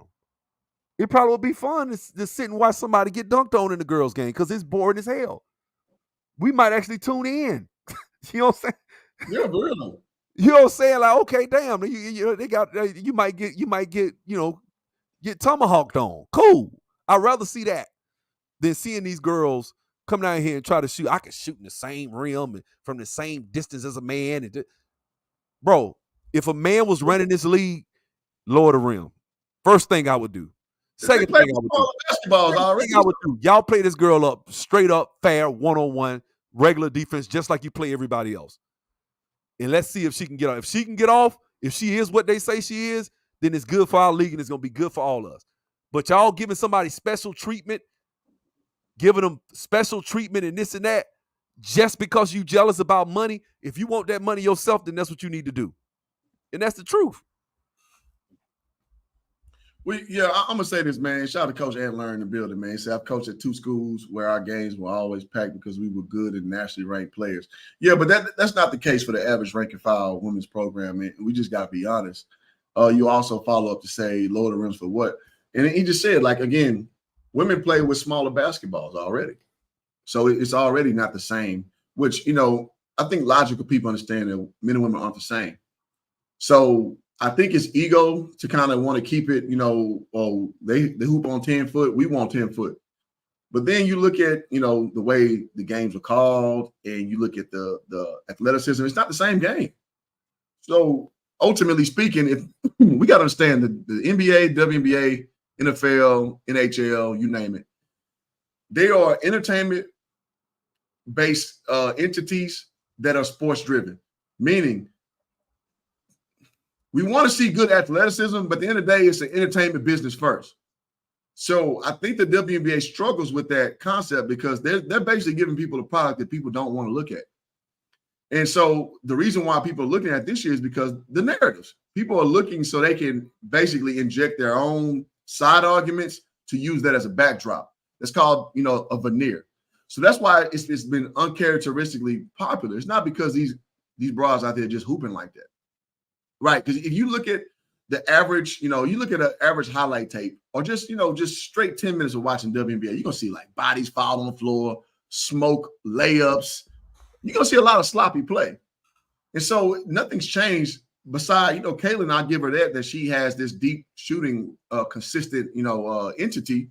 That's new. And that's something that, is watchable. But the overall WNBA product, it's the same shit from 2 years ago when nobody was watching. It's the same shit. And that's when they brought up the lowering the rims. That's when they brought up all these different things. And they was girls. You remember the girl, I forget who it was on Gil's Arena. Wow, we don't need the Lord. We can do this. We can do. And I'm like, you're not the same, bro. You're not the same. Oh. It might help your game to see somebody catch the ball off the rim once or twice. Right? Yeah. Somebody going through the lane and somebody try to come weak side and they get posterized. It'd be fun to see. Because guess what? The lingerie football league is fun to see, but it's fun to see for another reason. Well, actually, I take that back. The lingerie football league is actually, them sisters be hitting. Have you ever watched one of their games? I seen highlights, but no, watch bro, it actually. Bro, they be hitting, bro. The lingerie football league is a much better representation of what, and they really, I think the reason ESPN don't talk about it because of the outfits. Yeah. But bro, they be out there with thongs on and they be laying their ass out. They be, I mean, I could put it on here if you want. I mean, they be taking them heads off. I'd be like, God dang, man, they be hitting harder than dudes sometimes. So, but the lingerie football league is fun to watch too. It is. No, I believe you. I just, outside of a 10-second highlight, I don't have no care for that. But no, it's just, listen, man, like the old school song go, man, give the people what they want. Give people what they want. You can't force me. Excuse me. Even concede on this point. You can't force me to watch inferior basketball with chicks out there missing wide open layups and stuff and tell me, convince me I'm watching a good product. Even the casual observer be like, I don't like that. Because, you just mentioned about, catching something off the rim and, putting something on somebody's neck. That was, man, I've literally shut gyms down before by dunking on people. Like, yeah. I literally, like I've caught one. One comes to mind when I was in Dallas. I was in JUCO my second year. And so I had like 4 or 5 dunks that game. And our last one, it was a fast break. And the dude, they had like, I think we played Dallas Baptist University. And they basically was trying to like not let me dunk. So the guy driving to the basket, instead of playing the guy driving, he was kind of playing me. So, but my point guard, man, rest in peace, Lil E. He still threw the alley-oop anyway, which it was a stupid alley-oop. He threw it, so the guy like he played the ball, which is smart on his part. So he caught the steal. I caught it out of his hand and still. I did the same thing. I was about to break the yeah. Hey, it's embarrassing when the ball gets snatched out your hand, bro. Yeah, man. In midair, and I still dunked him. Everybody ran to the gym. Yeah. I'm just saying, like, that's an element that you won't get at this level. No, you won't. You won't get that. And then we talking about junior college, D3 JUCO. Especially in the damn 10-foot rim, you won't. Come on, fam. I mean, there was this one girl, I think her name was Strong or Pride. I think she played for Kansas. She's the highest leaping girl I ever saw. I mean, as far as a ball player, I mean, she came through the lane and they was trying to do something, and she grabbed onto the rim to hang on because they was up under. Like, that's how she jumped. But that's a 7th grader now. That's what a 7th grade boy would do. But take a 7th grade boy. You want to see what it'll look. Put 7th graders in a 9-foot rim, see if you get some dunks. You would. You're going to get plenty of them. These days. That's the thing. That's what I'm saying. I think it would actually make their game better to watch if you ask me. I had 2 7th graders who could dunk, not consistently, but they could dunk. And yeah, man, you'd be surprised where the game is now. Ant Learn says we want more injuries. Listen, man, if injuries come with the product, it is what it is. Because at the end of the day, NBA guys get injured all the damn time, but they're getting compensated for their time. I mean, Michael Jordan was dunking on people, and everybody back in that era, it was about embarrassing people, dunking on folks in my era. And absolutely. And everybody was trying to dunk on people. Tyson's right. It would throw their shot off. Absolutely. But you know what happens over time? Yeah, but that's just a summer. That's just a couple of times of working on your jump shot. You can figure it out. Just over time. Yeah, that's like if I play in my backyard with my son and we shooting, his rack it's at 10 feet now, but I had it when he was little, I had it a little lower. At first it's kind of funny, but man, a day or two, man, you figure it out. I think it'll be better because this shit is boring, bro. Keeping it at 10 foot, you got a guy coming on the sideline going to sleep. Right. That's and they kicked him out the game, and that's what I'm saying. Why would a guy think he should go to sleep at a WNBA game? Or even if he thinks he can go to sleep, why are they on these sports shows talking like they built something? You haven't built anything. It's not profitable. Right. Well, my thing is, let's just say, okay, leave it at 10, no problem. You got to deal with what 10-foot basketball looks like with y'all, which is below the rim basketball. Some of the least popular guys in the NBA game are under the rim guys. Like nobody cares about Sabonis kid. Kyrie Irving. Yeah. Kyrie Irving, nobody gives a shit. I mean, he got them stellar handles. So, I mean, there's like a half and half effect there. But look at all these below rim guys. Nobody gives a shit about like Kenny Lofton Jr. If y'all don't know Kenny Lofton Jr., baseball player, his son is Oh, that's his son? Yeah, it's his son. Man, that motherfucker bad, boy. Bro, he bad. He deserved the shot, bro. That nigga gets in. He gets it in, bro. I love He's Zebo 2.0. I love him. Low post work, just patience, timing. He was going at Wemby 2 years ago. Gave it to him. Got Chet Holmgren too. Chet Holmgren gave Wemby buckets too. Now Wemby's better than both of them now, but at the time, bro. So what I'm saying is, but Kenny Lofton Jr., nobody wants to watch that though. Now he's a guy. I would have gave him a spot if I was the coach, but I get it. He will get a spot. But he's 6'7", 6'6", rolling poly. He was at Memphis. Right. So he will get a shot, but it's like the point is he's not being exalted because nobody wants to watch under rim stellar post play. It's just fact. So we got to apply the same logic to the WNBA game. Nobody wants to watch all that below the rim game. When Brittany Griner used to dunk on broads in high school. You're kind of getting that with Jokic, which I think is unfair, but absolutely. There you go. That's the apex of it right there. Case closed. Nobody likes Jokic like that. He has no individual endorsements like that because he's a below the rim player. So why are we acting flummoxed that at the WNBA level, there's no interest with that?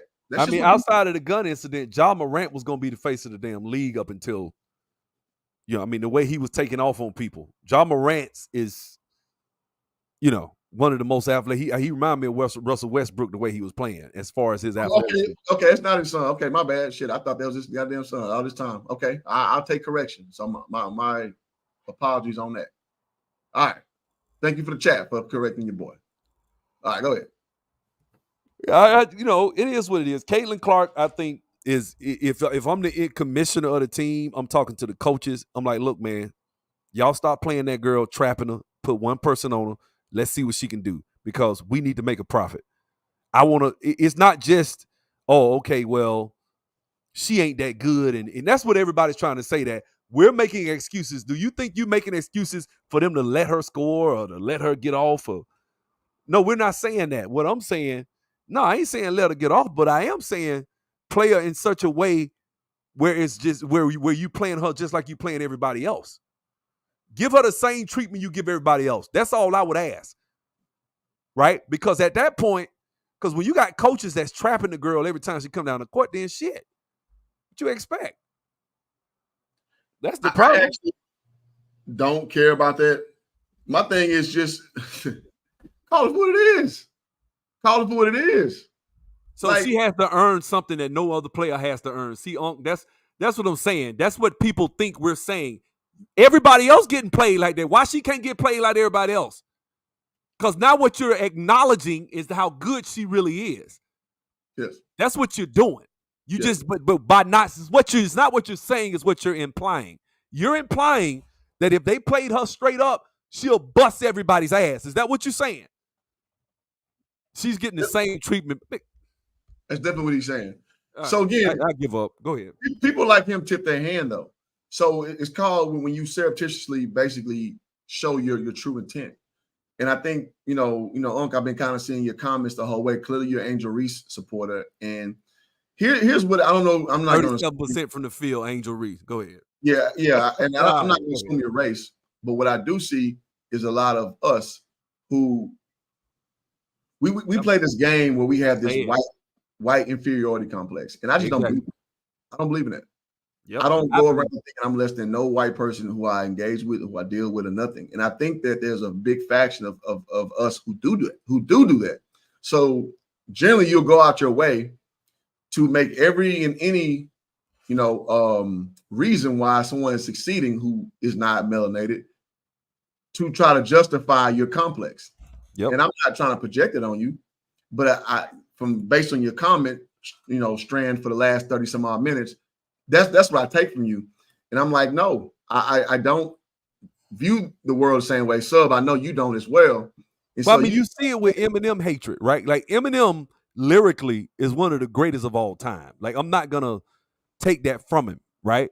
Yeah. But you see people like Umar Johnson and stuff saying little comments about Eminem because he's white for no other reason, right? Eminem, if he was black, probably wouldn't be as big as he is. I will tell the truth. But he would still be one of the most lyrical motherfuckers to ever grab a mic, white or black. He would be. Like, I'm going to tell that now. As far as his discography, it's terrible.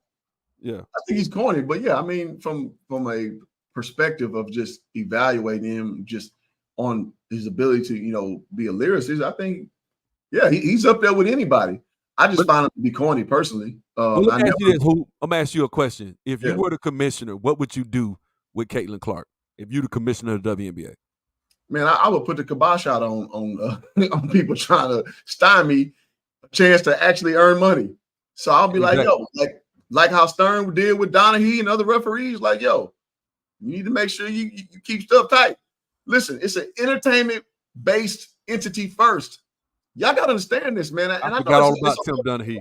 Dang sure did, yeah. Tim Donaghy. We're not letting Iverson win this chip. Oh, yeah. Yeah, bro. I mean, Iverson wasn't going to win anyway, but I mean, shit, he really performed in that first game. They supposed to have lost that one.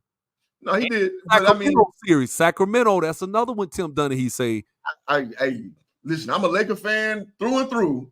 I think that was the most BS referee series I've ever seen in my life. Lakers should not have won that series. And that's Mike Bibby was balling crazy back. Everybody's balling. Lawrence Funderburk was balling that series. Yeah, man. And listen, Ohio State, Lawrence Funderburk. Man, we ain't deserve to win that series. I'm just saying that straight out. I'm glad we did. But no, but the Philly's a little different.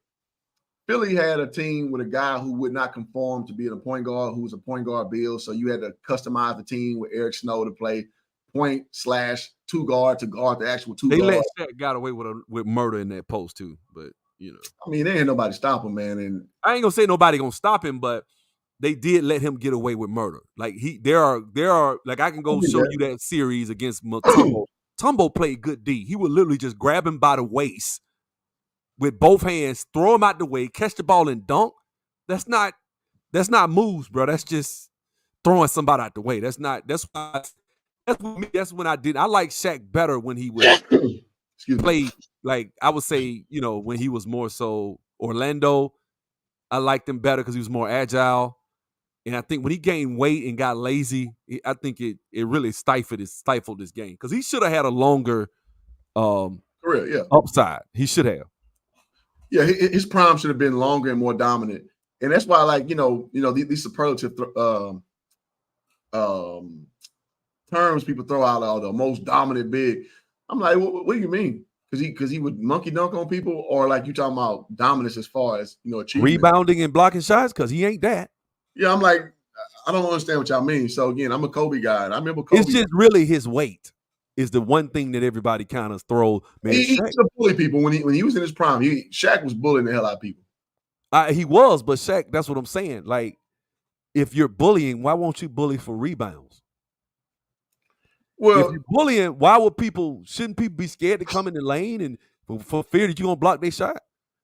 If I had to think of dominance, right? Like, let's say me and you coaching a team, we want a dominant big. What's coming to mind? He getting all the rebounds. He blocking the shot. We feed him in the post. He an instant bucket. Shaq is one of those. He's not the other two. Well, Shaq would rebound. I gotta pull that up. I ain't saying he wouldn't rebound. I'm saying he's not a dominant rebounder. Well, Coach Ann Learn said we sound crazy. I don't know who you're speaking about, but it is what it is, man. All All right, man. How much time you got, sub, man? We about the hour and 30-minute mark, man. I can give you a few more minutes. What you got? All right, man. Yeah, let's run a little bit more of that footage so we can kind of crystallize. Well, I want to try to see if I can find something else with some of these girls, man. That's some of the stuff she going through on the team, because I do think that's a good part of it. It's just the things that's going on. Let me see.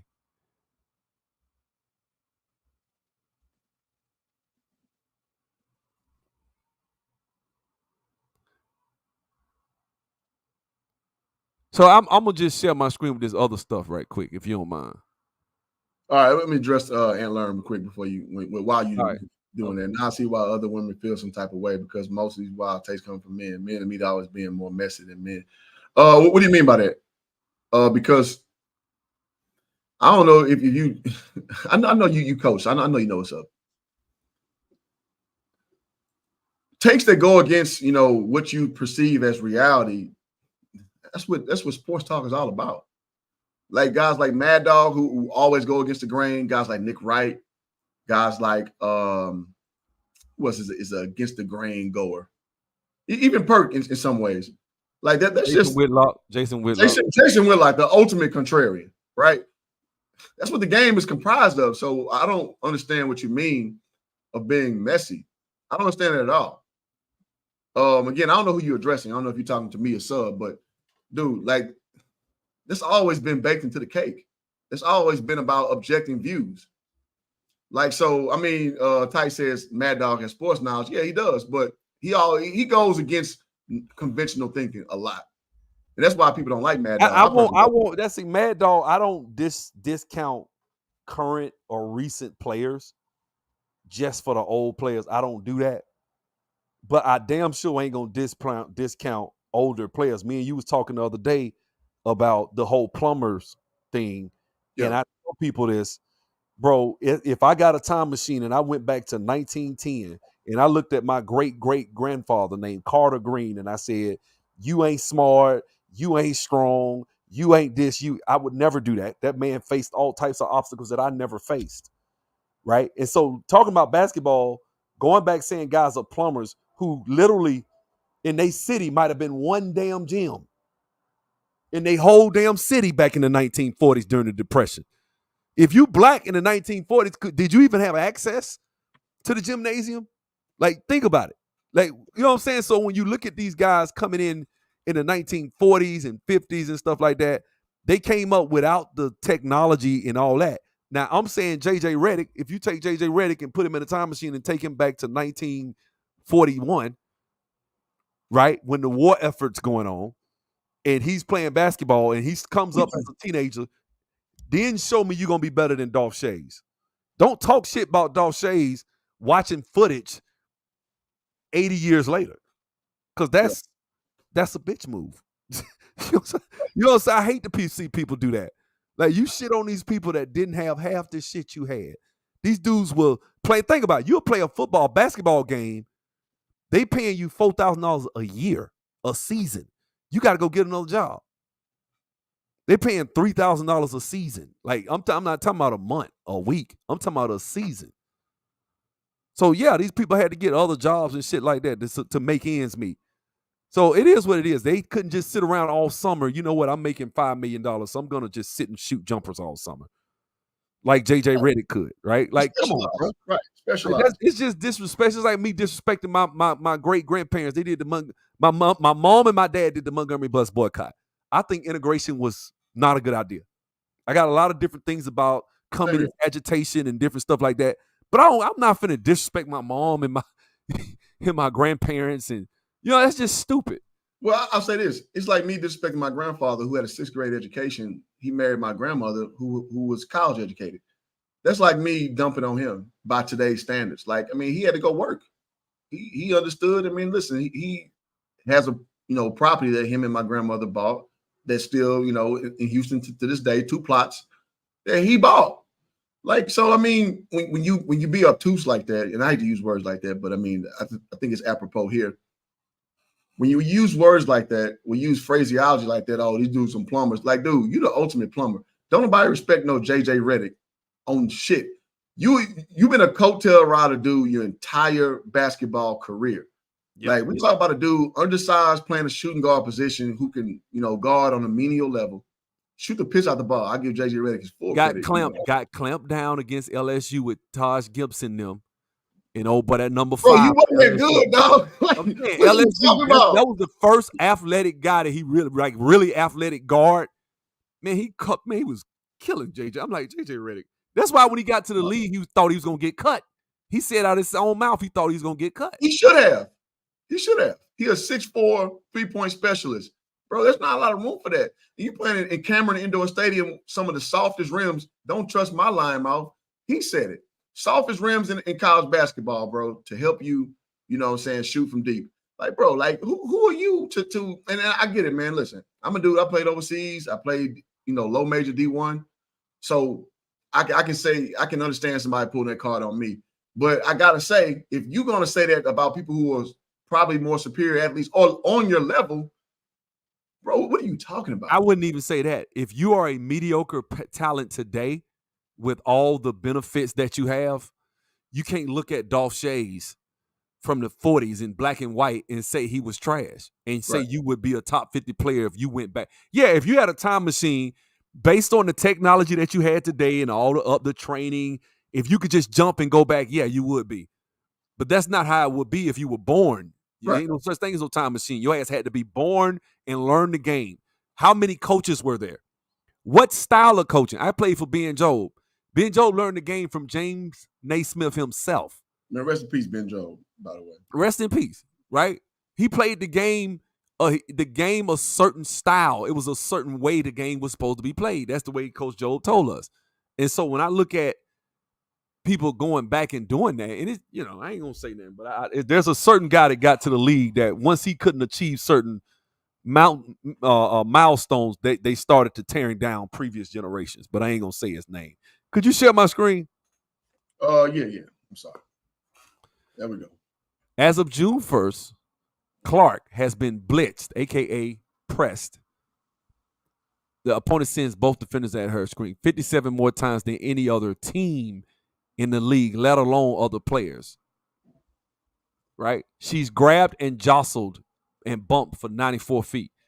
They playing her like full court press type ball on her. It is what it is. It is what it is.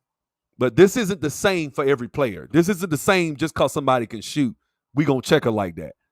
It's been plenty of white girls coming to the league that can shoot that don't get checked like that, bro. Shit, the number 2 pick ain't getting checked like that.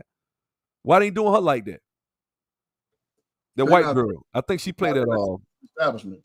Huh? They're not a threat to the establishment. Exactly. And that's ultimately the overarching point. Because I heard someone say, "Oh, well, Cameron Brink is an attractive white girl. Why she don't get the smoke? Because she's not a threat." Cameron Brink is a side, thing. Like, conversely, she plays for one of the most popular franchises in the WNBA, which is the LA Sparks. Like, so it's built-in cachet that she has. When you look at Caitlyn Clark, she is basically going scorched earth and establishing her own thing. And she's doing it a certain way. And that's the difference. And she's a record setter. Cameron Brink is just, man, and listen, man, I may be wrong. In 3 years, we're not going to be talking about Cameron Brink beside her off-the-court stuff. Because she's going to be modeling. She's going to be doing shit like that. We're not going to be – she reminds me of how we brought up earlier, old girl from Notre Dame, Skylar Diggins. She reminds me of a white Skylar Diggins. Like, in about really, 3 or 4 years. Skylar Diggins was known for her cuteness. Right. Yeah. And after a few years, you see she can't really hoop like that, and nobody really talks about it no more. That's what Cameron Brink strikes me as. Skylar Diggins is decent. She was a decent ball player. I ain't gonna say she was trash. I'm just saying, but she wasn't at the forefront like when she first came. When she first got drafted, everybody like, damn, she fine as hell. Oh yeah, like, yeah. She had a pretty strong buzz. But after a little bit, when she wasn't that good, it's like, okay, all right, well, But see, a lot, I think I'm gonna tell you what I think too. I think a lot of these butch lesbian chicks in this league, they clamp down hard, like Candace Wiggins said. I think any heterosexual woman, especially if they advancing at you and you ain't giving them no play, I think Candace Wiggins was right. I think they'll probably try to stifle somebody Skylar Diggins probably could have been better, but we don't see what I'm saying. It's like if Caitlyn Clark doesn't become a great ball player, you'd be like, well, she wasn't that good. But you see right now on the screen why and how they playing this girl. Thursday they trapped her 18 times, but twice than any player has ever been trapped in the league this year. Like, yeah. So they coming at her with a whole different level of defense. That's real talk. All right, so go ahead and read this bad boy. I'm about to eat too. I'm about to pull up on a 2-hour mark. So go ahead. What you got? To my this? Yeah, go ahead. I'm just saying Thursday she was blitzed 18 times by Seattle, more than twice that what any other player has faced in a game this season. In a game. Now, nobody has been checked like that in a game this season. Again, it's expected. Smart strategy. Despite this pressure, she still averaged 17.6, 6.6 assists. Great numbers for a vet alone, let alone a rookie. She's getting the turnovers, but considering if she's facing so much defensive and attention and adjustment, the speed, strength / experience of WNBA defenders turnovers are not unexpected. So I mean, she's getting clamped on. They supposed to. They clamping her, and I'm not saying they shouldn't play it, but what I'm saying is, if I was the commissioner, I would tell them, look, man, play this girl with one. Stop trapping her. And let's see what she can do. Play her just like you play everybody else. Because nobody else is getting this type of pressure but her. Yep. I mean, again, so the derivative of the stat line, which is the turnovers, is a function of the pressure. And so, again, in most people's standards, like, you're not going to be in a position to not turn the ball over when people are making their mission to pressure you, especially your first year. You're learning so much coming from the collegiate ranks to the professional ranks, to Tarasi's point to a little bit. So, yeah, I mean, of course, man, you got to factor these things in. So if you're going, she's leading the lead in turnovers, okay, she's also leading the lead getting blitzed. So those things correlate. When everybody else is getting, nice little soft one-on-one. I want to see her lead in turnovers and she's just getting the same type of defense everybody. Then you can make that point. Right. But I ain't tripping, though. Yeah. Yeah, I think that's the premise. And then on top of that, there's also the other shit that you don't see that doesn't get called, that isn't like getting punched in the throat, like getting when she run through the lane, getting bumped by the bigs. It's all types of other shit that she getting that a lot of players don't get. So that's what I'm seeing. If you watch the games, that's how they treating her. My thing is one thing for you to tear this girl down and say she ain't that good because she can't handle what everybody else handle. There's another thing when you getting treated like what we just saw and what I just read and still getting 17, 8, still number 10 in the league in scoring and number 4 in the league in assists. Because who's number 10 in the NBA in scoring? I don't know. But I bet you it's somebody that's of note. Yeah, right? So I guess if I'm wild guessing, that would probably put you in LeBron James territory. Yeah. Yeah. Yeah. So, I mean, it's just wild. I mean, but I understand where it comes from. So, like I say all the time on this channel, guys, I choose to understand. I choose not to be upset. I choose to understand. So I understand human nature very well. I'm a salesman by trade. My job is to read people and understand people so I can meet them, find commonality, figure out what their drivers are, and boom, make a sale. So when I see Steph Curry, that's what you be tied with. I just looked it up. Come on. So would be above LeBron. LeBron number 14. There we go. Again, me wild guessing, I threw him out there. So, but to your point, there's someone of note. But so you got to understand, with these takes, you got to understand where it comes from. It comes from a place of agenda. So when you see, people just, over critiquing a rookie, one thing I don't do is over critique Angel Reese. I think she got a lot to fix in her game, but I don't go firing up streams, critiquing her game or making, things on. You got to admit that I'm going to go down in history statement was a bit cringy. I mean, that's what I expect from a single mother raised. I got 20-year-old, Black women. I expect her to speak that way because she thinks her words right now are so important, in my opinion. Yeah, she's like, I want you guys to remember I'm the reason. No, you're not. Stop it. You became a national celebrity because people felt sorry for you because you was taunting that girl, which I took her for Angel Reese at first. I was Yeah, I like, did. oh no, man. I did. So what, man? She taunting the girl. I think I called you. Yeah. I was like, come on, bro. Big deal. So what? She taunting like it's basketball. People I do told that. you no. In her face, no. In men world, that's a fight. I mean, well, Getting in her face, doing this in her face, that's a fight in men's world, bro. well, okay. Let's agree to disagree. I'm From saying before, it's different. it's taunting. Now that her doing that thing with her finger, like the ring thing, that was her homegirl that she was doing that to because they grew up together. But Angel Reese didn't know that. This is her face. I don't know about that. But I'm talking about the ring piece that Caitlyn did when she did it at the Elite 8 game. And then when they beat her, she was picking on her with it, but she was doing that because that was her homegirl. I got you. I'm just saying when she got her face and she was doing this. I'm sorry. She was doing this in her face. I mean, look, Angel Reese has a few reasons I don't like her ass. Number one, she's ratchet, bro. She's ratchet. She took a mold of her coochie. Listen, she took a mold of her coochie on a bikini wax. Yes, she did. And showed it on the internet. Yes, she and did. then cries talking about she's sexualized. Yep. I ain't got nothing for her. Hey, the facts, man. When I saw that, I said, "Oh hell no! You out here talking about you." See, and then the dudes, the little weak Emmanuel Acho, who backtrack. That's why I don't like them niggas at ESPN. No, he in Fox Sports, but I mean, same deal. Yeah, like why you backtracking, bro? Tell the truth. She said you trying to be you trying to be all tough, the top dog, the big dog, and then you curse the cowardly dog when you lose. Can't do that. You gonna be the bad guy, and you go apologize. Hey man, we lost, good game. That's it. We don't want to hear all that.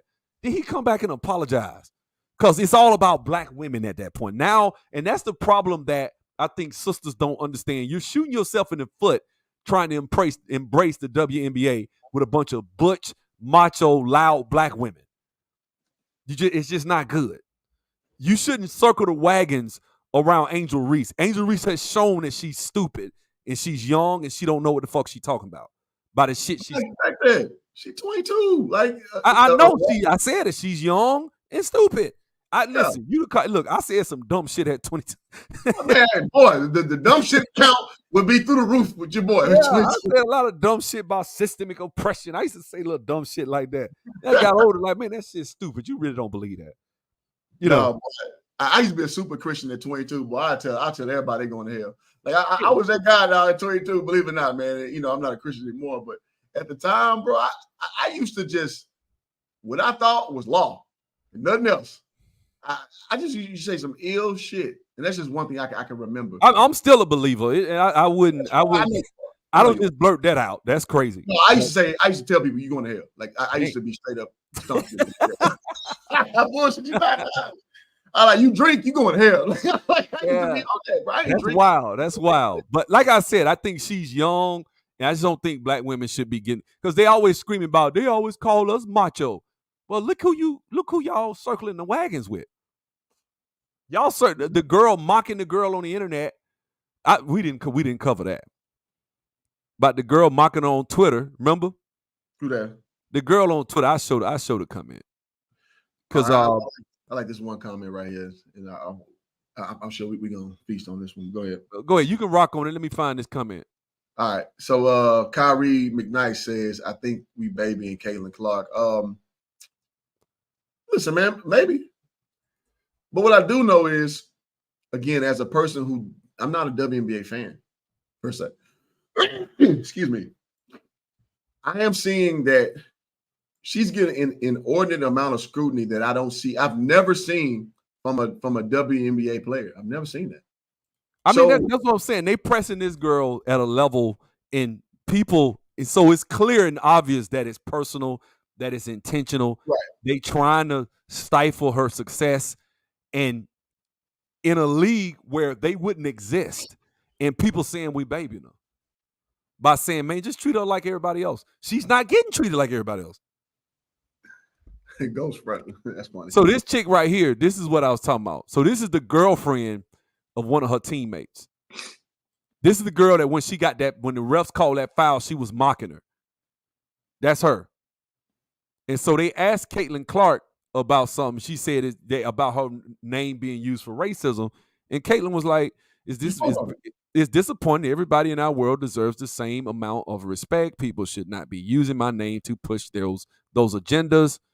It's not something I can control. So I don't put too much thought or time into thinking about things like that. To be honest, I don't see it. To be honest, I don't see a lot of it. Right. Mhm. And so this chick comes along, watching her comments. This is the type of shit I'm talking about. The level of scrutiny she's facing is unlike anything I've seen. They on her ass, bro. Dog. How can one not be bothered by their name being used to justify racism, bigotry, misogyny, xenophobia, homophobia, and the intersectionalities of them all? Nuts. We all have a platform. Silence is a luxury. So now she got to come out here and be a social justice warrior for black people and turn off her fans. Because I'm going to tell you something. A lot of white folks just want to watch fucking basketball. They don't want to be told they ain't shit. And when you black and you get a platform, let me explain something. You black and you get a platform telling somebody to their face they ain't shit that supports you like the NFL, I thought that was stupid. I'm just being straight up. I thought that was some dumb shit they did, and that's why they stopped it. Because you had arenas that were empty when they was playing the games because people get tired of getting told they ain't shit. Right. You gonna wait a minute, so I'm gonna pay you millions of dollars. These teams are gonna pay you millions. You gonna turn around and tell us we ain't shit either?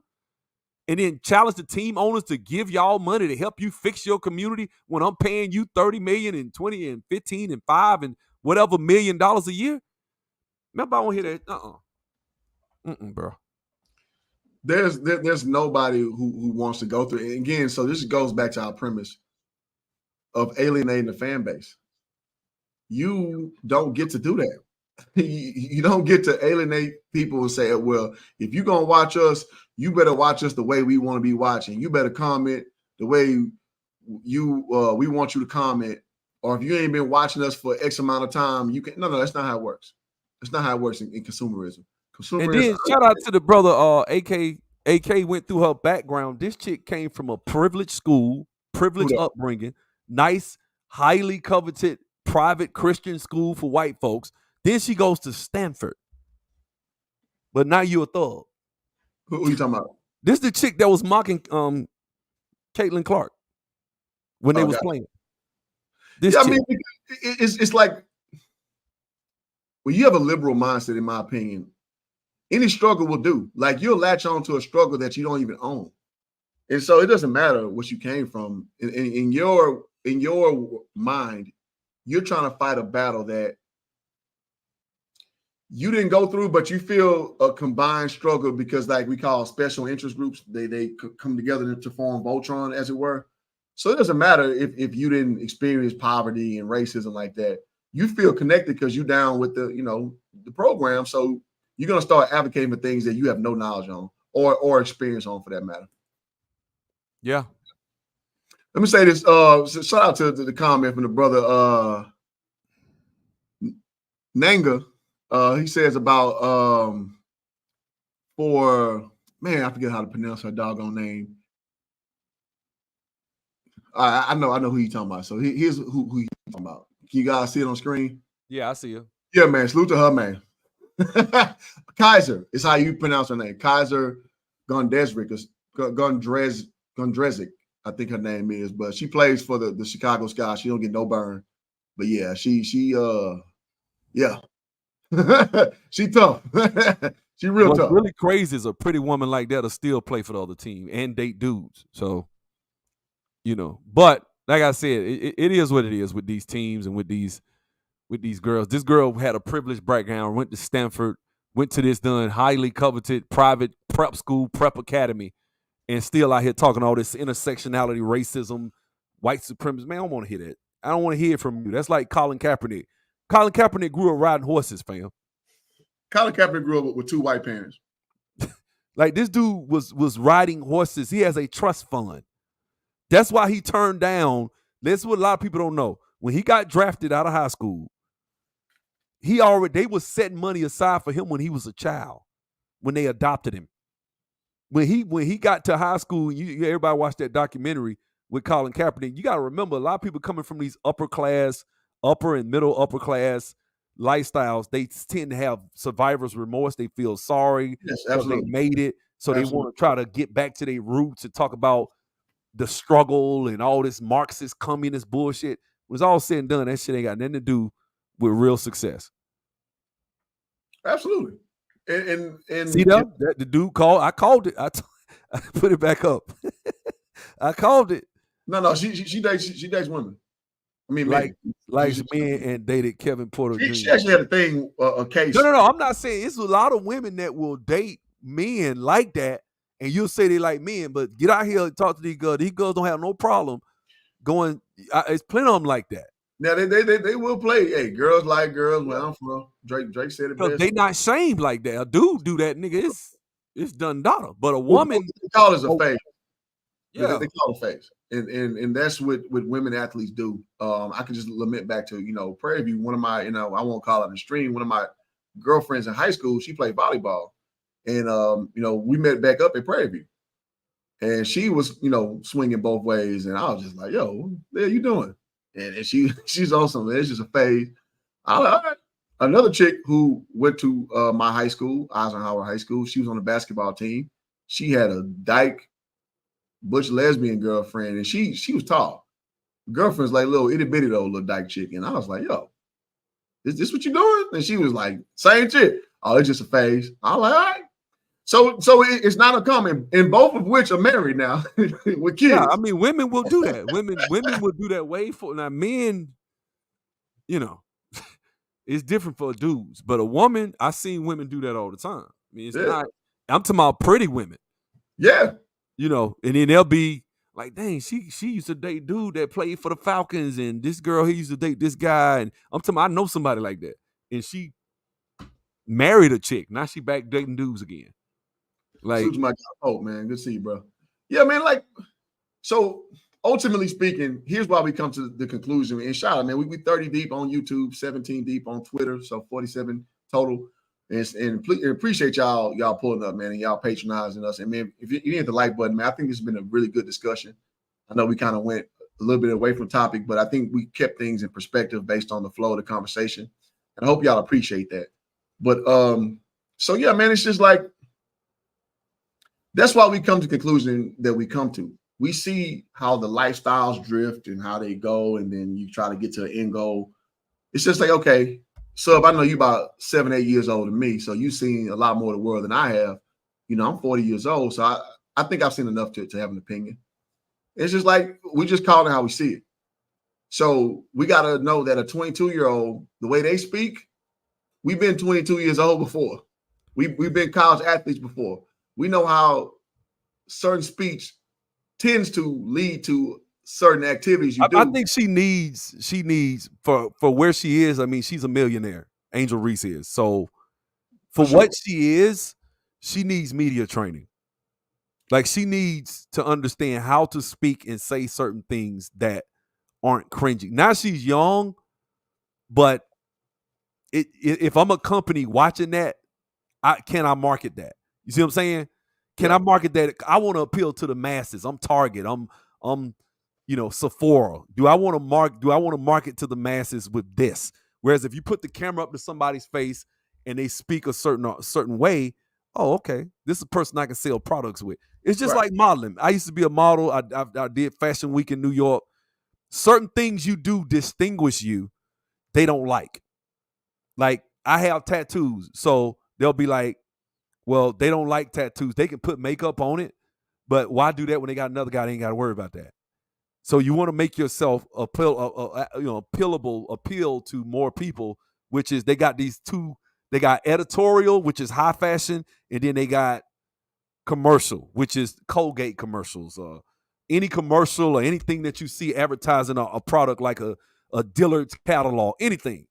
If you're in a catalog or you do anything, that type of stuff is appeal. So you want to appeal to that, then you guys a certain way you do it. Right.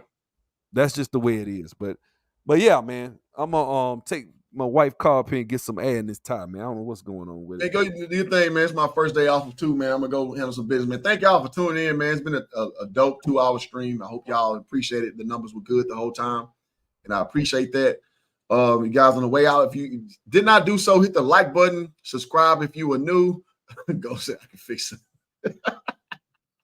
Listen, man, I get it, man. Hey, it's something about, you know, a pretty woman, and Angel Reese is that for sure. She a funny looking pretty woman, let me say that, but she very attractive. I mean, it's no need to discredit her just because you don't like what she about, which I think there's a lot of unredeemable things about her. But I mean, at the end of the day, she an attractive woman, man. It is what it is. I mean, she's an attractive. I hate those big ass lashes that she wear. Yeah, and I hate the way she wears her hair, because to me it looks like she got a cheap ass weave. That's just bottom line. But she a Baltimore ratchet though. What you expect? She make too much money, man. She can look better than that, man. You ratchet though, bro. Like I expect it from the a ratchet. big ass lashes and shit. That shit, I don't know. But She's a pretty girl. She's pretty. She's pretty. I'm not saying she's not, but yeah. She from Baltimore, now, bro. She went off on the draft night. She let their ass know what time it was. Yeah, no, she looks really very, very nice. But look, again, I'm from the hood, bro. Like when I see ratchet behavior, like that's okay. Yeah, I know what time it is. Like, well, what else do you expect? go to my Sub-Zero. Your wife is playing. Let the players play. He a comedian. He funny. All right, y'all. Man, so hey, God bless, bro. Hey, he right. I got to go. Y'all have a good one, man. I see you, bro. Thanks for having me, man. Thanks for coming up, brother. All right, man. All right, man. Peace, y'all. Thank y'all for tuning in, man. Until next time, man. I will be going live tonight to do the NBA game. I think the game's tonight, right? Y'all correct me if I'm wrong. Yeah, y'all like to correct me when I'm wrong, which is sometimes. But yeah, so I'm going live. I will do the game as well. So thank y'all for tuning up, man. I'm gonna start firing these streams up again. I ain't got time to do the stuff I can do. But yeah, man. It is what it is. And thank y'all for being a part of it, and get y'all comments. Get that back on YouTube grind. Yes, sir. DJ, the guy who brought me on to YouTube, man, 4 years ago, man. So shout out to DJ Raw Cut Truth, man. And shout out to my guy, the Pope, man. His channel's on smash right now with the WNBA content. So if you want that uncut dope over there, the Pope got you, man. So y'all go follow the Pope B. Frank. He has a ton of WNBA content over there. So y'all check him out too. And with that being said, we out. Peace.